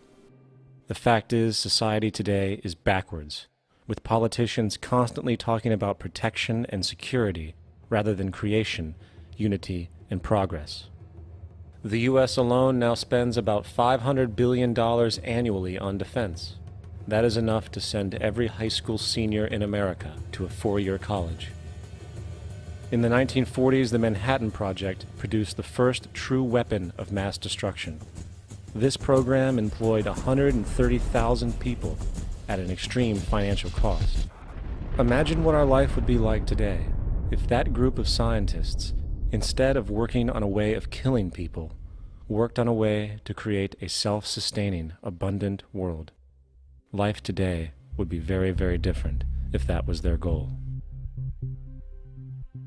Instead of weapons of mass destruction, it is time to unleash something much more powerful. Weapons of mass creation. Our true divinity is in our ability to create, and armed with the understanding of the symbiotic connections of life, while being guided by the emergent nature of reality, there is nothing we cannot do or accomplish. Of course, we face strong barriers in the form of established power structures that refuse to change. At the heart of these structures is the monetary system. As explained earlier, the fractional reserve policy is a form of slavery through debt, where it is literally impossible for society to be free. In turn, free market capitalism in the form of free trade uses debt to imprison the world and manipulate countries into subservience to a handful of large business and political powers.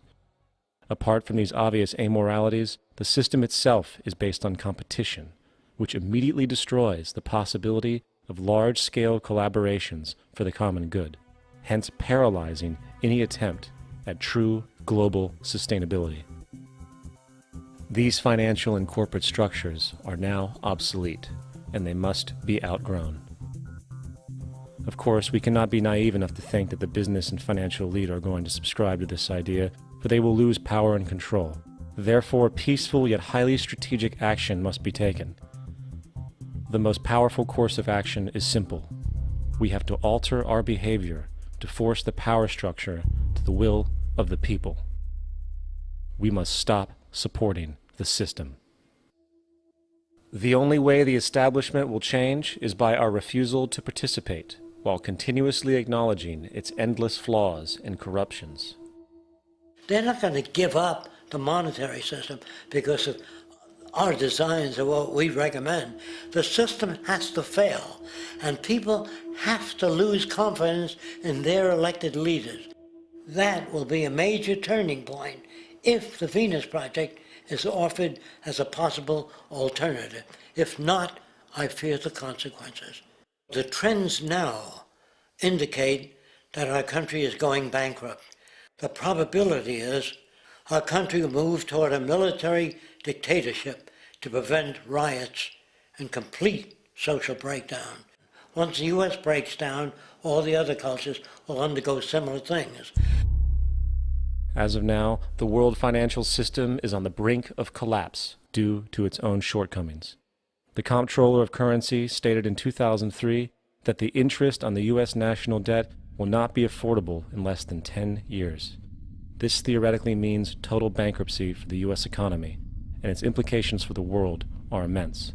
In turn, the fractional reserve-based monetary system is reaching its theoretical limits of expansion, and the banking failures you are seeing are just the beginning. This is why inflation is skyrocketing, all debt is at record levels, and the government and Fed are hemorrhaging new money to bail out the corrupt system. For the only way to keep the banks going is by making more money. The only way to make more money is to create more debt and inflation. It is simply a matter of time before the tables turn and there is no one willing to take new loans, while defaults grow, as people are unable to afford their current loans. Then the expansion of money will stop, and contraction will begin on a scale never before seen, ending a century-long pyramid scheme. This has already begun. Therefore, we need to expose this financial failure for what it is, using this weakness to our advantage. Here are some suggestions. Expose the banking fraud. Citibank, JP Morgan Chase, and Bank of America are the most powerful controllers within the corrupt Federal Reserve System. It's time to boycott these institutions. If you have a bank account or a credit card with any of them, move your money to another bank. If you have a mortgage, refinance with another bank. If you own their stock, sell it. If you work for them, quit.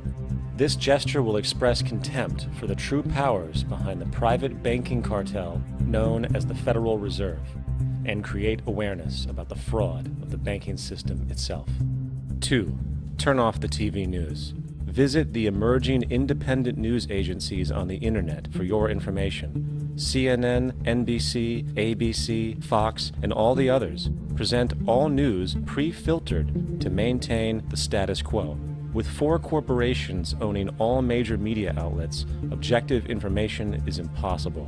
This is the true beauty of the internet, and the establishment has been losing control because of this free flow of information.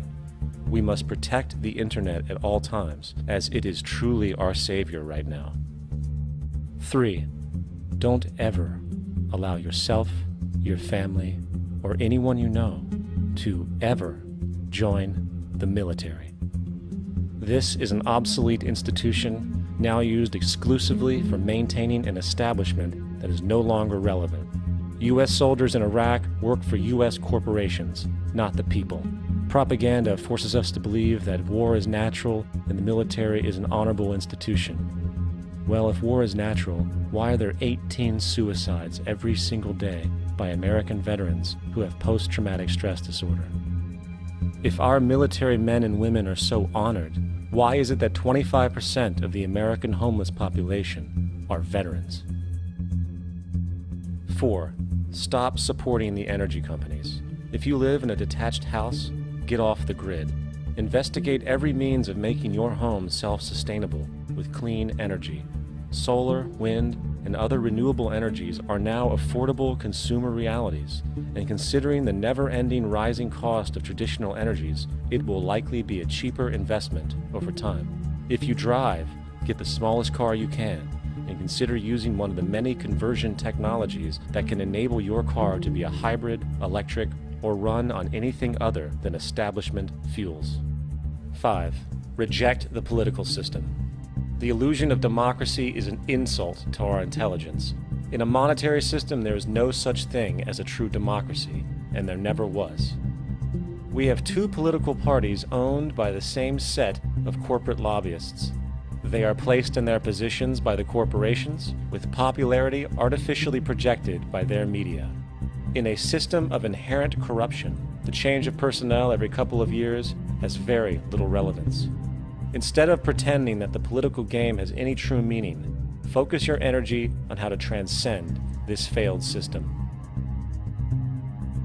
And 6. Join the movement.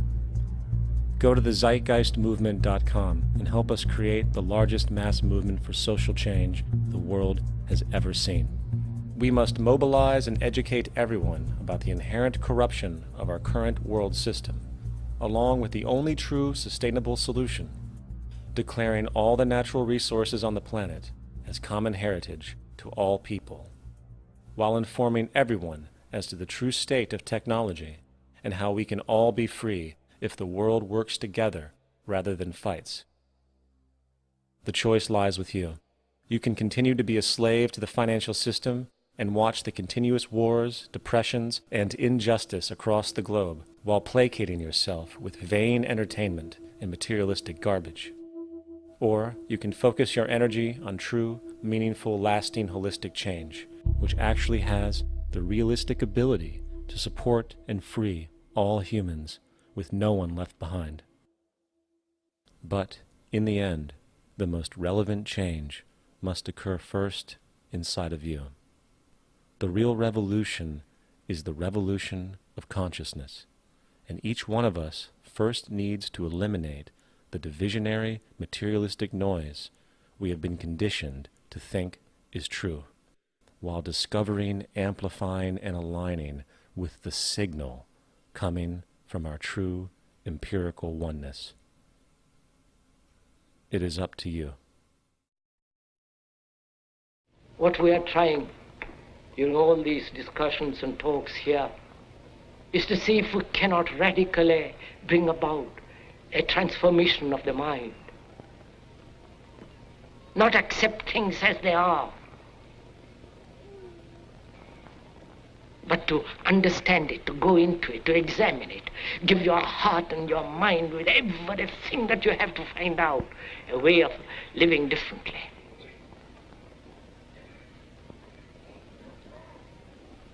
But that depends on you and not somebody else.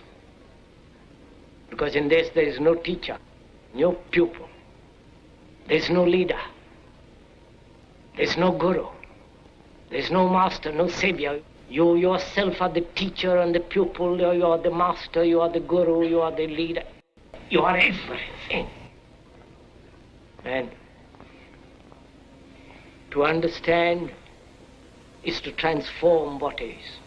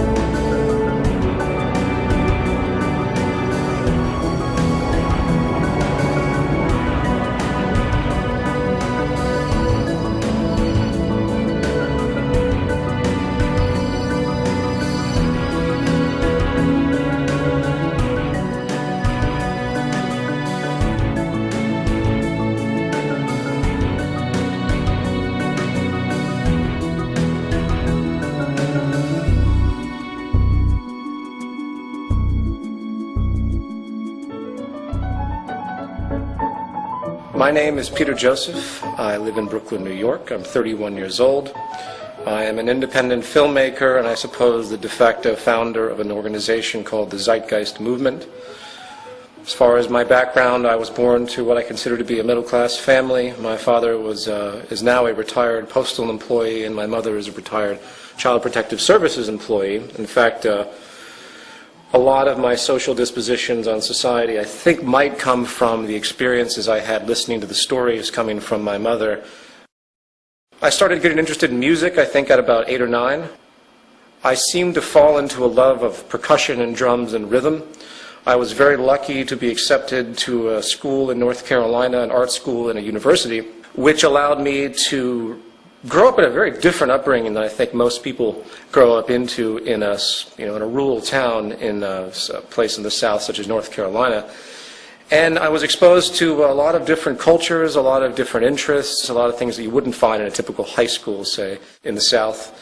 I was exposed to a large variety of people, and artistic and creative people specifically, which I think imprinted on me, so to speak, and I continue those trends today. Music and percussion are coupled straight into my identity.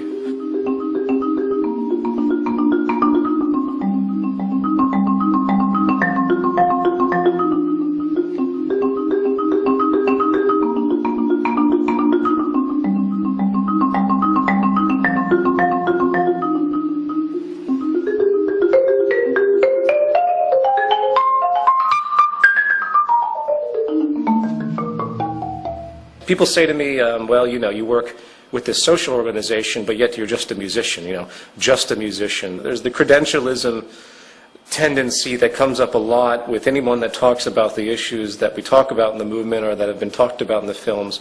And we can talk about that a little bit later as well. But what I'd like to say is that I look at music now as a form of meditation. It's something as an outlet. It maintains my balance.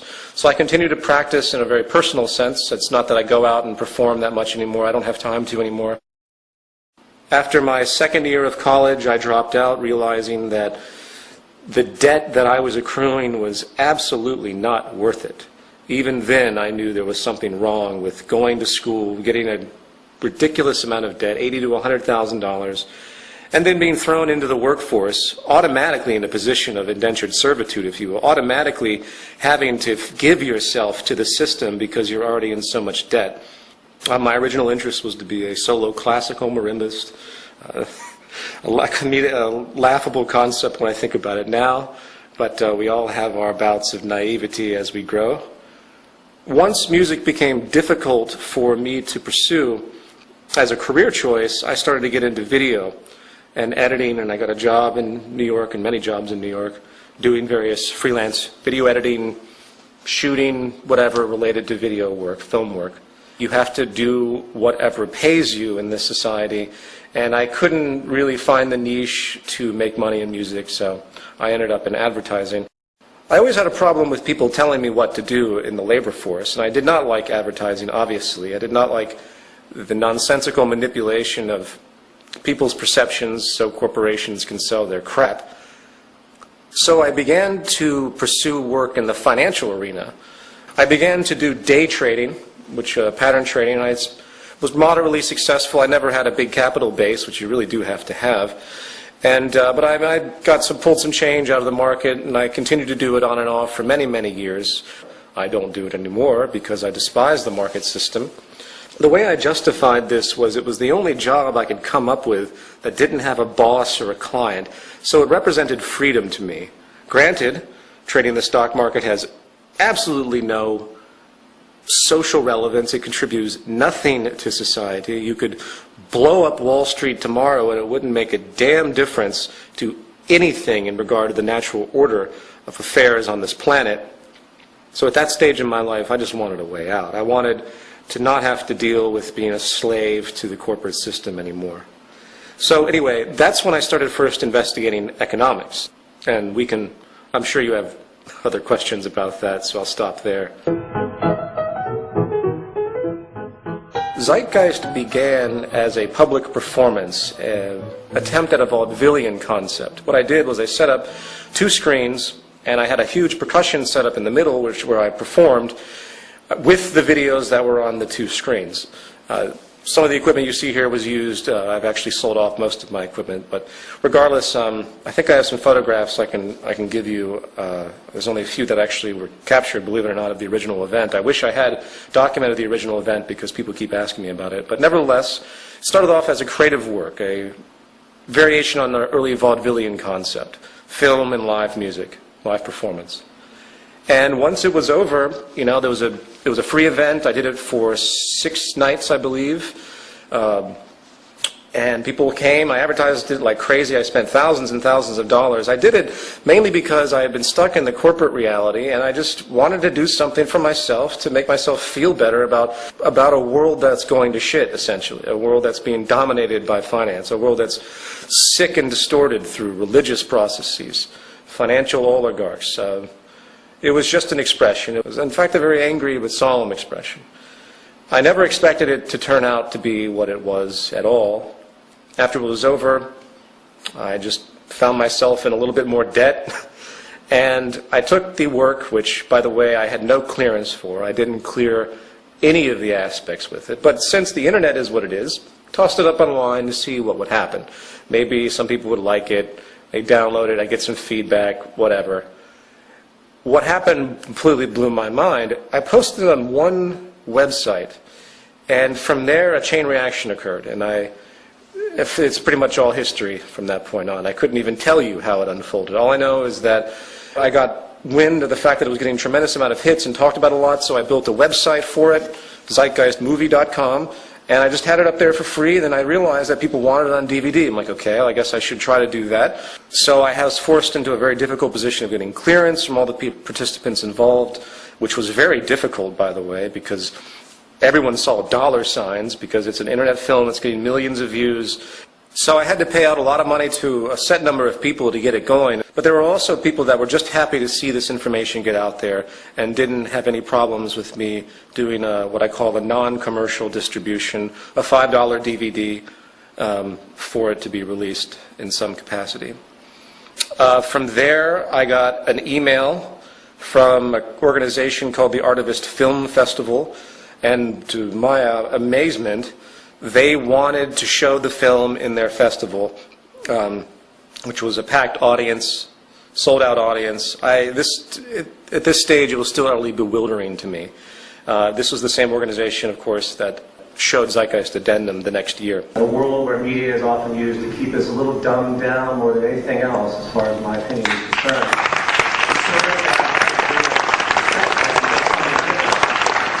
I've often said art without conscience is meaningless, and I think action without conscience is futile.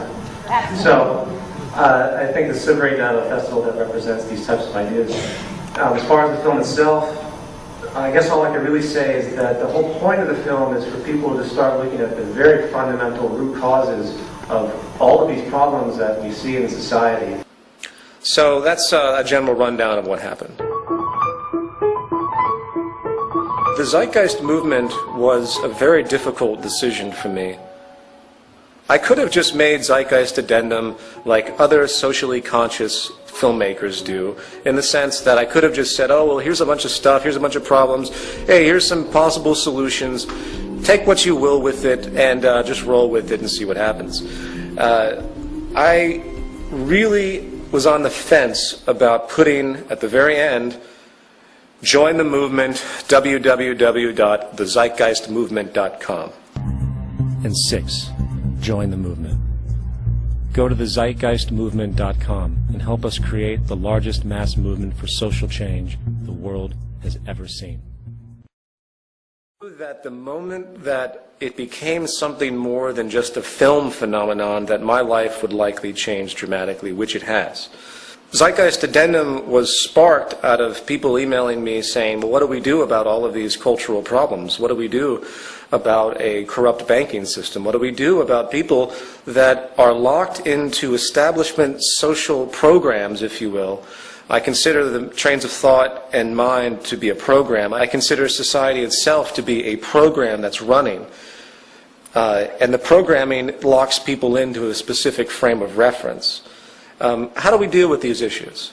How do we do? What do we do? And Zeitgeist Addendum was an attempt at answering that question. After Zeitgeist 1 was released, it got into the hands of Jacques and Roxanne, and after reading Jacques' book, which they sent me, I realized that this was really important information. I realized that even I was backwards on a lot of issues that needed to be corrected. And in order to get society in line, we have to think about the fundamental problems. This was something that I was attempting to do in part. I had a notion of, but it wasn't until I met Jacques Fresco that the lens became focused. It was like all these things that I sort of had an inkling of.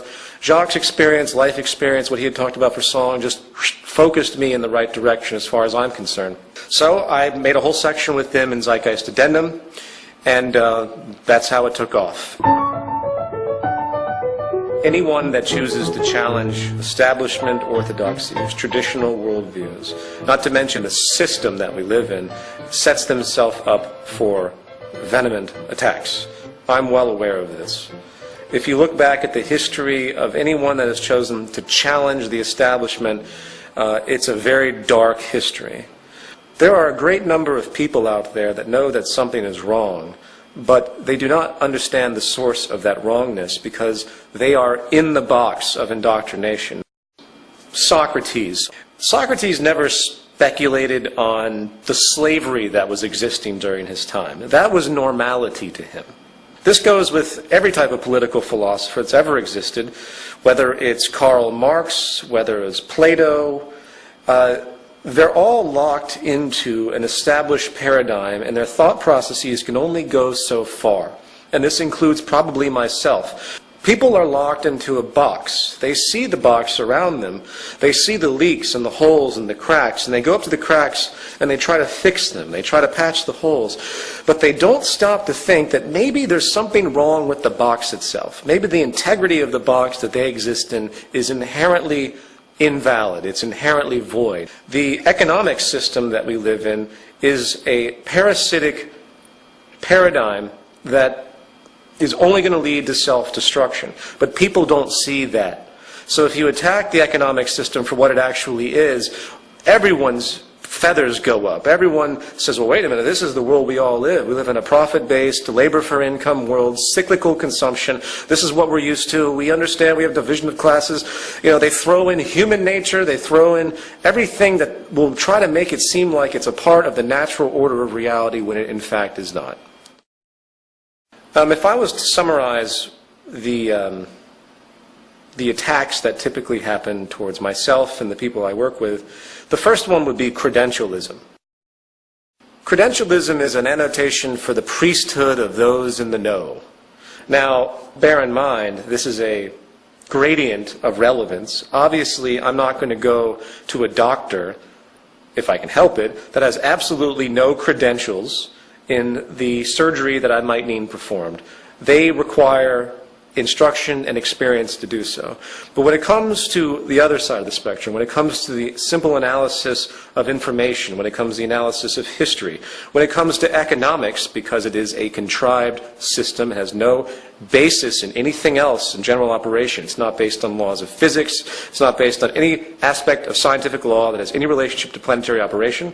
Then suddenly it becomes very relevant to speculate as to what these things actually mean to society.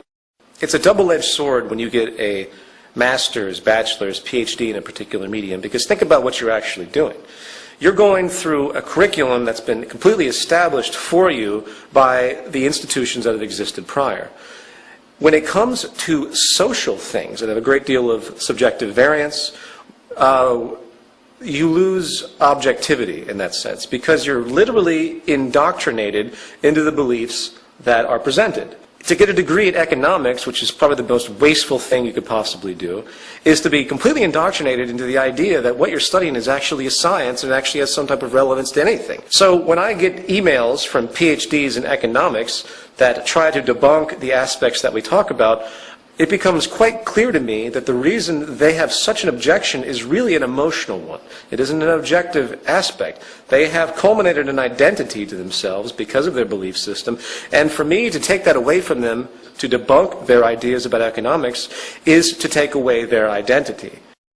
It's easy to point out that some of the greatest minds that have contributed some of the most powerful inventions to our world have come from non-establishment institutions, have worked on their own. They've done their own study. They've guided their own direction of information. They didn't just sit in a classroom and take in the rote information, do the step-by-step processes as oriented by the establishment, and then grab their diploma and degree, and hey, now I'm an expert in a given field. The most tremendous minds, the most tremendous contributions comes from those that are outside of the box. I don't even need to give examples of that to make that known. So, back to my point, when it comes to social theory, if you will, credentialism I give 0 weight to. Academia is a detriment to advancing social progress. Another form of attack simply comes from the cultural nuance, comes from the social programming, what we call the self-appointed guardians of the status quo.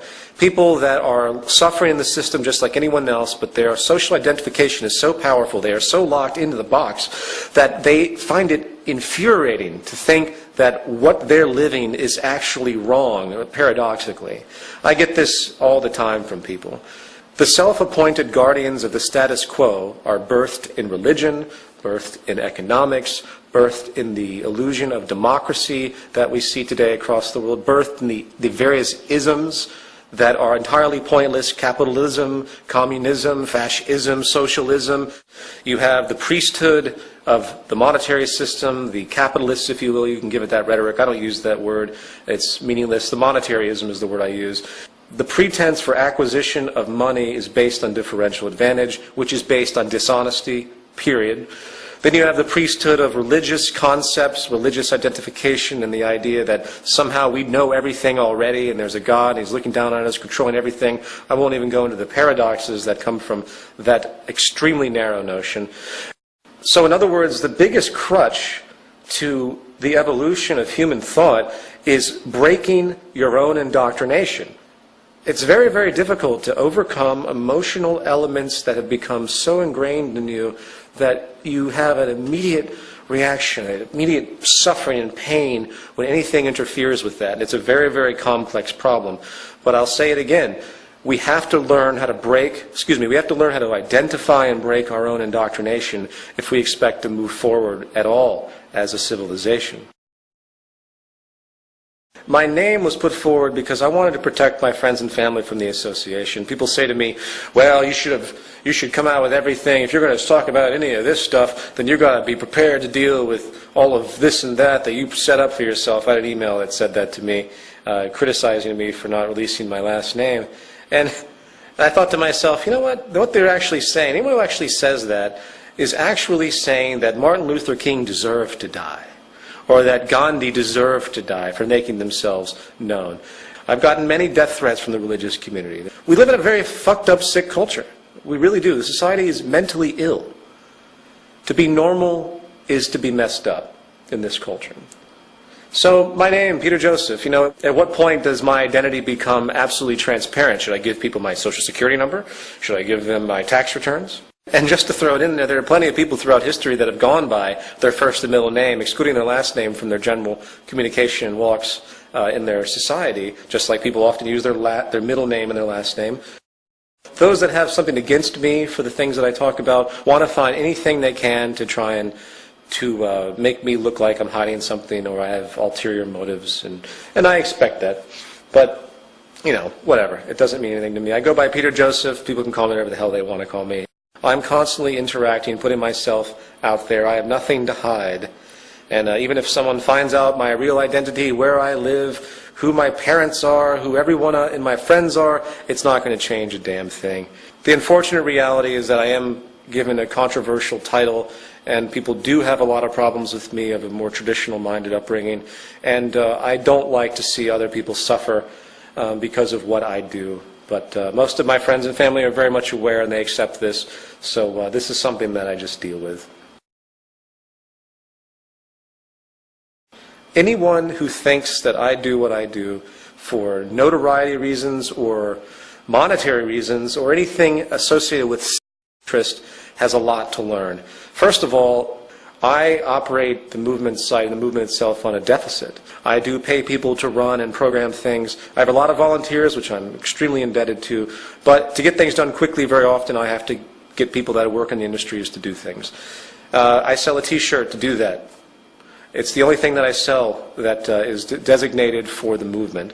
As far as the DVD sales, if people can't respect the fact that I charge $5 for DVDs that could be charged $20 for, that I did spend a great deal of money to make those films, the DVD sales obviously are part of my income. I denote that they're not for profit, meaning that the money does go back into other projects, which it has. I've had to shut down bulk selling, in fact, because people were buying the discs from me in bulk at about $2 a piece and reselling them for $20 on the internet. It's very frustrating.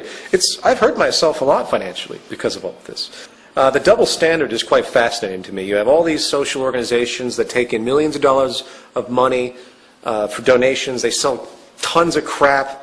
And suddenly we get attacked because we sell anything because of our interest to, in fact, remove the monetary paradigm entirely. I'm sorry, we have to survive to do something. So just to make it clear, the Zeitgeist movement is predicated on making information free. I put all of my films up for free. I allow downloads of them for free. Anyone wants to help me out by buying a $5 DVD I could charge $20 for easily commercially, that helps, but I don't push it. I will continue to work in advertising or anything else I have to do to keep things going while maintaining the integrity of the movement itself by walking the line of non-profitability. The only time that we'll ever ask for donations as the movement is when we have a big project that needs to move forward, and we have no projects like that now. We're in a period of collecting people and streamlining functionality.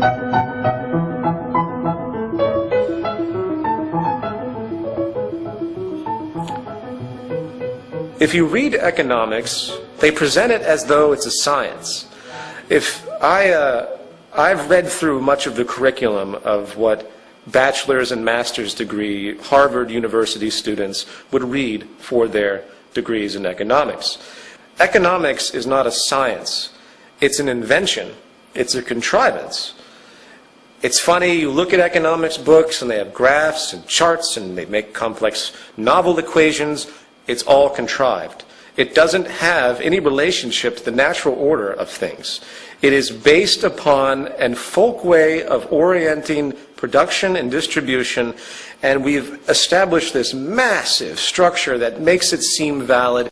There's really nothing anyone needs to know about economics than the fact that the entire global economic system is based upon people constantly consuming, irregardless of the state of affairs and natural orders of energy, planetary materials, and anything else. It is blind, narrow consumption with absolutely no regard for the environment. We have to recognize that we're all scientists. And we all have to start thinking about things in a scientific manner, which most of us do to a certain extent. Even the most religiously minded individuals use science all the time when they evaluate buying a car, when they evaluate their general life. They use these things constantly. We all do. We're all scientists. That is the discovery, the epiphany that needs to come out. Science is not a cold, heartless thing. It is what has given us everything that comprises our well-being. Now, you can argue philosophy. As far as I'm concerned, any form of philosophy, any form of notions of morality are absolutely meaningless unless they are sprouted from the natural world using what I would consider to be analysis known as the scientific method. I am nothing but bored to tears by philosophical dispositions and verbal hobbies that do absolutely nothing. Religion is a verbal hobby.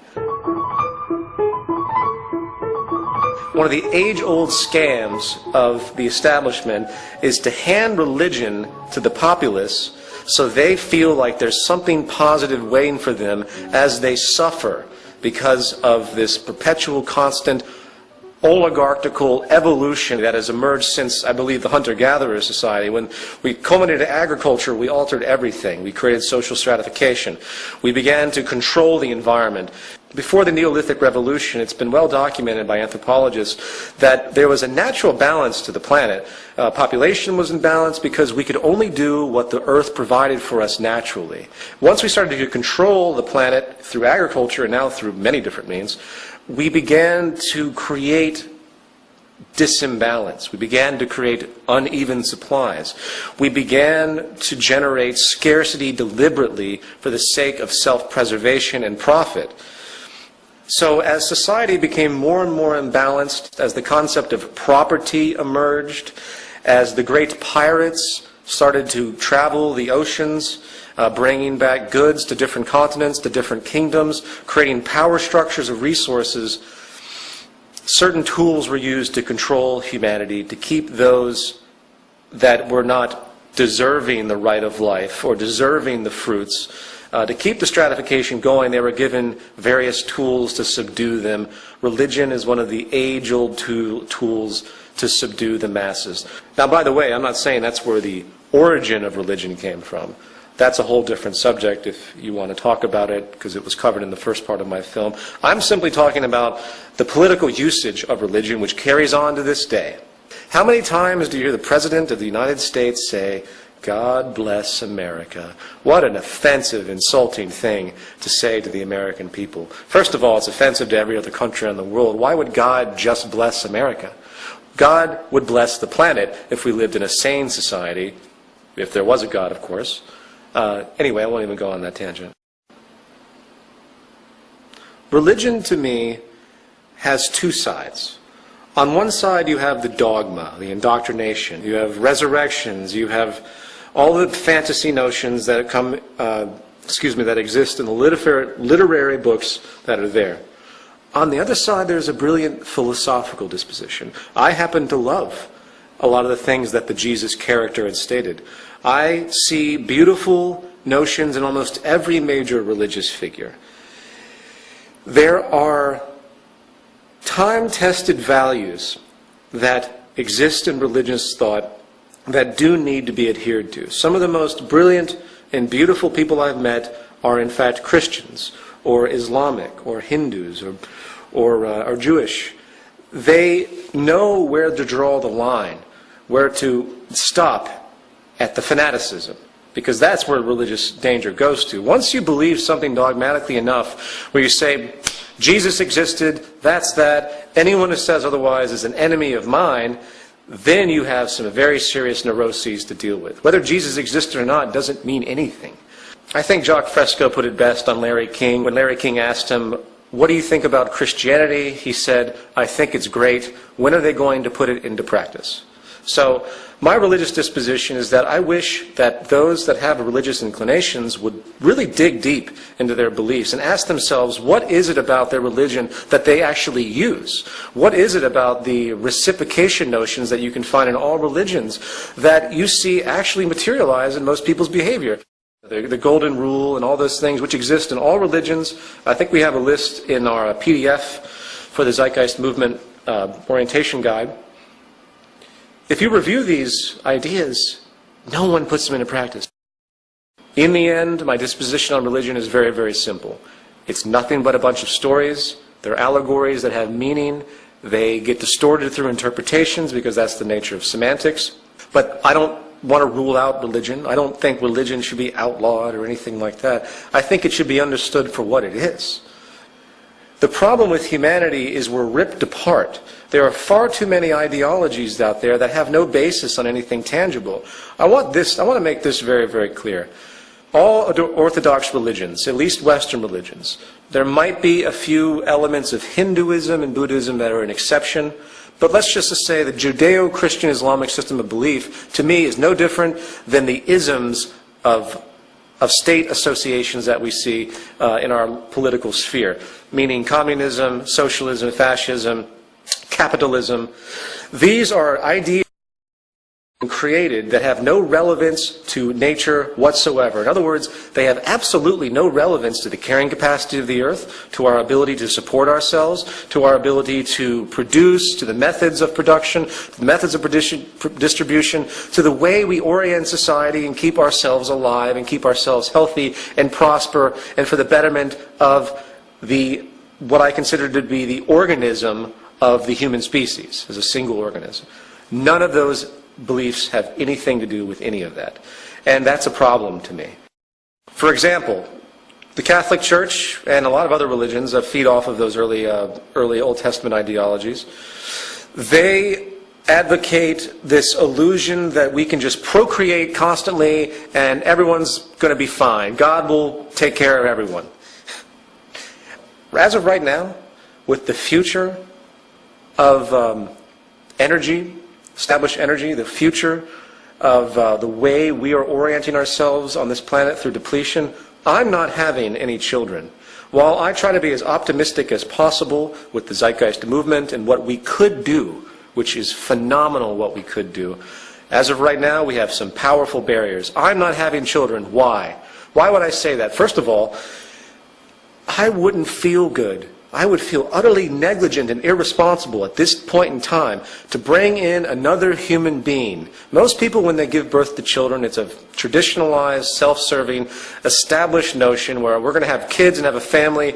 To hell with the carrying capacity of the earth. To hell with the fact that we might be impoverished. I mean, you see this in trailer parks all the time. I used to live in a trailer park. I've seen this countless times. People don't have any relationship to anything. They have no education as far as what makes society work, as far as what the processes are that feed them.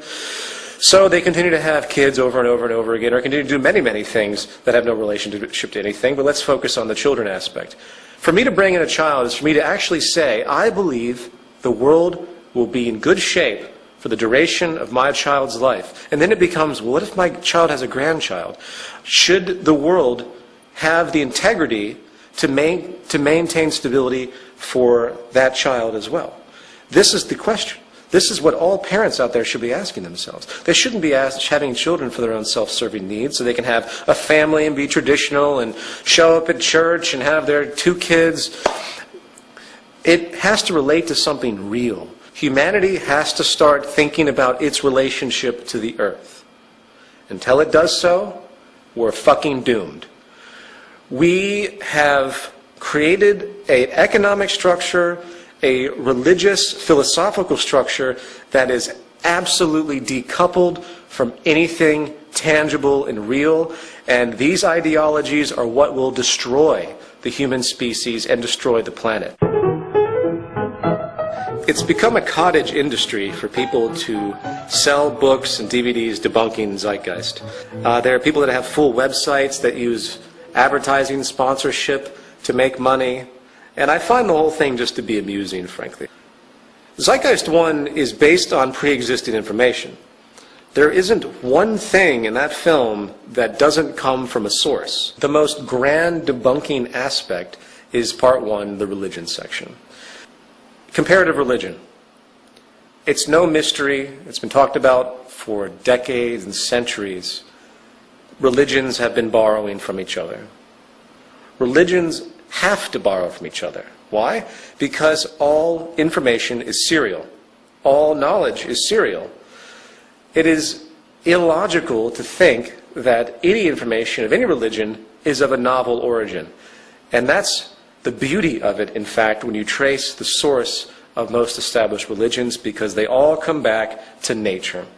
They all come back from primitive ideas about natural unfoldings of nature, storms, the sun, obviously. It's nothing metaphysical, it's nothing esoteric, it's just absolutely obvious. Is it any mystery that the sun has been idolized as a source of life, which it is? Is it any mystery for any of that? Obviously not. As of right now, we are running out of oil. We are going to be running out of natural gas. In fact, very simply, all fossil fuels, which is the governance of all society, our entire society is completely created based on fossil fuels, from the plastics, everything. I won't even go into it. Anyone who questions that, just take a moment to think about what oil powers, what fossil fuels power, from the lights that we all use, from the coal or natural gas power plants, to what runs your car, to what comprises the fabric of industrial civilization is fossil fuels. And we are provably using them at a rate far exceeding their renewability, which takes hundreds of millions of years. No one's thinking about this. No one is thinking about it because the economic paradigm will not allow it. The core value of Western society today, I mean, in America, the central motivating value now is nothing but blind consumption. Saturdays are for shopping, I heard someone once say. You know, there's a reason why I used Times Square in ZEITGEIST Addendum as the noise. If you remember, there's all the noise on the screens, because Times Square is the epitome of absolute waste, of the most disgusting angles of humanity. Materialistic noise. Humanity cannot survive in a paradigm that requires infinite growth, which again is what it's based on. If you're not familiar with that, think about it. All we do is buy and consume and consume and consume. That's what makes the economy go. If people stop buying, the GDP of all countries goes down. Well, the more we buy, consume, and waste our resources, the faster we extinguish ourselves. What do you do? What do you do? How do you stop this? This is why the Zeitgeist movement exists. We have to, one, get a philosophical disposition under our belts that says, you know what, we're all on the same page. We all have to survive on this planet. We are faced with some tremendous problems, and the only way they're going to be resolved is to begin to work together. Everyone needs to shed their religious ideas. They need to shed their capitalist, socialist, fascist, communist pre-constructs. They need to shed everything that they have been taught and ask themselves one simple question: what the fuck do we need to continue our survival on this planet without horrors and wars and continuing the patterns and all the things that continue to happen? You know, the Zeitgeist movement, as has been denoted in all of our materials, is the, quote, activist arm of the Venus Project, pushing forward to what we call a resource-based economy. A resource-based economy is very, very simple. It is simply a system that is structured in a, quote, systems theory approach. To explain a systems theory approach, all I have to do is look at the planet itself. The planet is a holistic system. So the first step is very, very simple. We recognize it's a system, and we treat it as such. We have to start measuring and monitoring all the earthly resources. We cannot be so stupid as to give corporations the ability to control for their own little clique's betterment resources that we all should have an inherent deserving. Every resource on the planet should be common heritage to all human beings. There's no way to create a stable society otherwise. So when you're born on this planet, you inherit the planet. The planet is your home, not some plot of land that is has the illusion of property, not some house that you think you own. There's no such thing as ownership. The idea of ownership is controlled restriction. Ownership is simply there really for those at the top to make sure no one can interfere with the fact that they control mostly everything. So we have to monitor the planet's resources. We have to begin to construct a system of production and distribution that is not based on the whims of profit. It's based on what is the most efficient means to do that. There are resources all over the planet, obviously. We have to begin to understand what we have, and we have to use science and technology to begin to orient our use of these resources in the most efficient way possible. And that's why we advocate the systems approach that we do. If you motivated our resources right now to change the face of the earth, to create a resource-based economy, we could do it very, very quickly.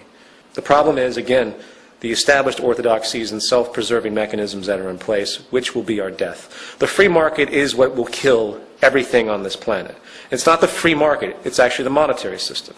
Monetary acquisition and exchange through labor for income and the motivation of profit will be what destroys humanity.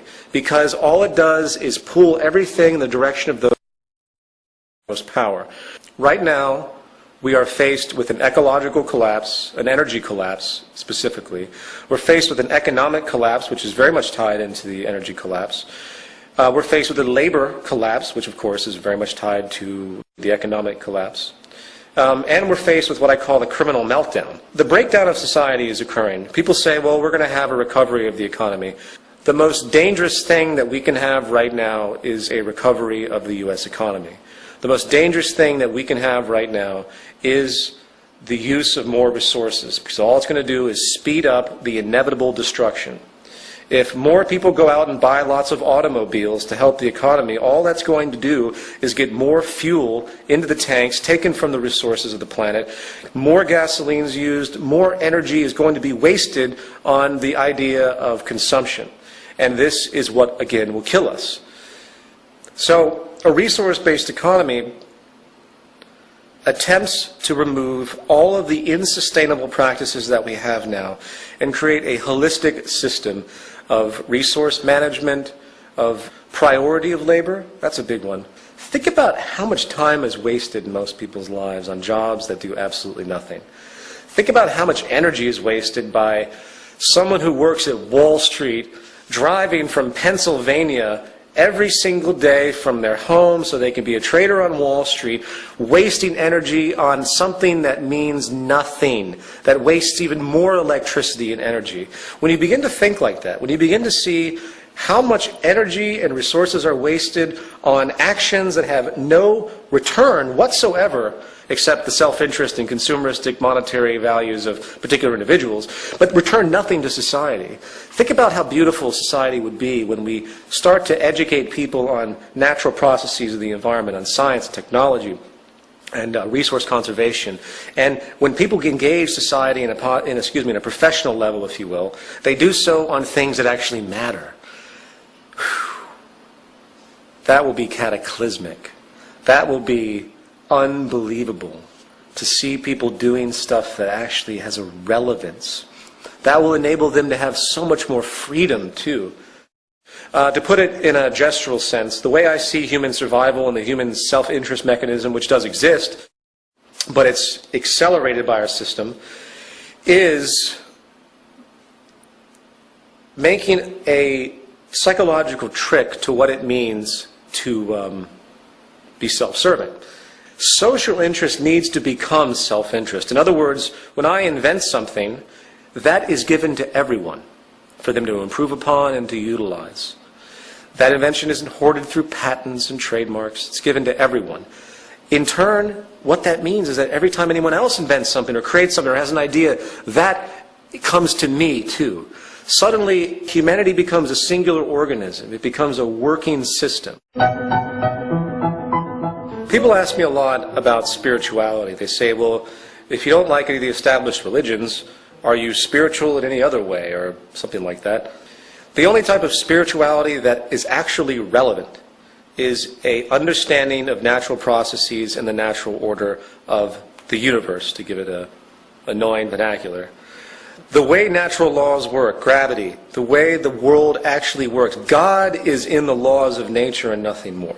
I believe that a true spiritual awakening will be when people start to realize that they have to begin to work together, they have to share their resources, they have to begin to understand that they live off of this planet, that they get their light from the sun, that there are energy sources that are natural and abundant, that can be made available to all, that we share everything and we work together, because that's what the system demands. The earth demands this. The species demands this for our survival. And that will be a spiritual awakening, if you want to give it that type of term.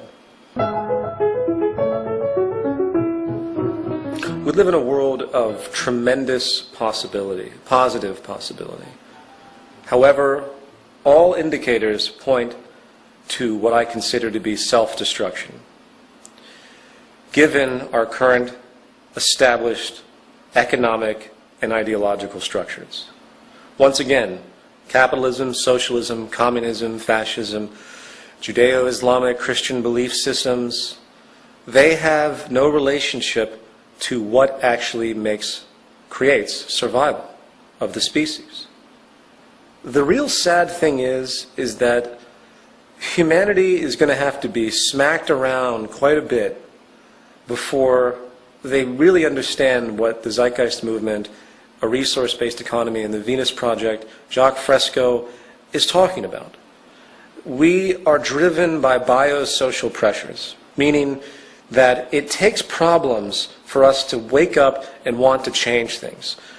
I don't want to see humanity suffer. I don't want to see the population start to shrink because of our lack of energy and food. I don't want to see these things happen. But I know, sadly, that a good portion of it is going to happen until people start to wake up and recognize a new paradigm that's on the horizon that we must drive forward to as fast as humanly possible. All you have to do is look at the current economic implosion. The U.S. government's in $12 trillion worth of debt. It becomes comical after a while. What's going to happen when the U.S. government hits 20 trillion, 30 trillion? I mean, once the U.S. government can't pay its interest on all the bonds that have been sold overseas and all of the outstanding debt that it has, then we're theoretically bankrupt. What do you think is going to happen when China can't get its money from the United States? What do you think is going to happen when the United States, because we use 25% of the world's energy, starts to run out of oil in Iraq and starts to invade other Middle Eastern countries, which we'll probably do beforehand, but starts to do that. And China, of course, who gets oil from Iran, says, you know what, I think we're going to have to stop you guys from taking Iran's oil because we need that too, and you owe us a lot of money. It's kind of pissing us off. Do you think war between these superpowers might be possible? I think World War III could be very, very possible, and this war will be for real. This will not be a contrivance war like World War I and World War II, based on geopolitical realigning and various resource grabs. This will be a war for survival of different countries.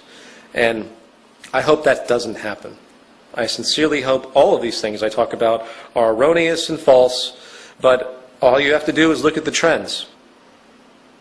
One way or another, we will end up in a system that's not based on money as we know it today. Why? Because that will be realized in the future by historians as the total and pivotal cause of the destruction of civilization as we know it.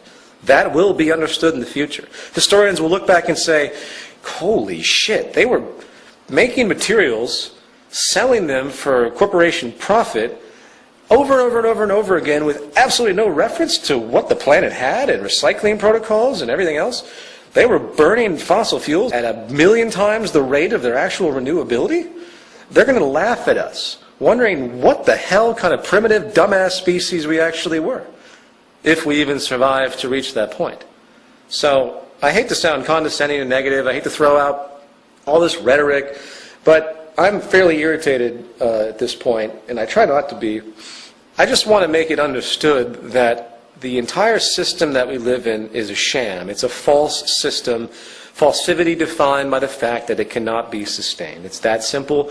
And we propose a resource-based economy. I hope everyone watching this film will go to www.thezeitgeistmovement.com and understand what we're doing. I hope everyone out there will understand that either we change or we die.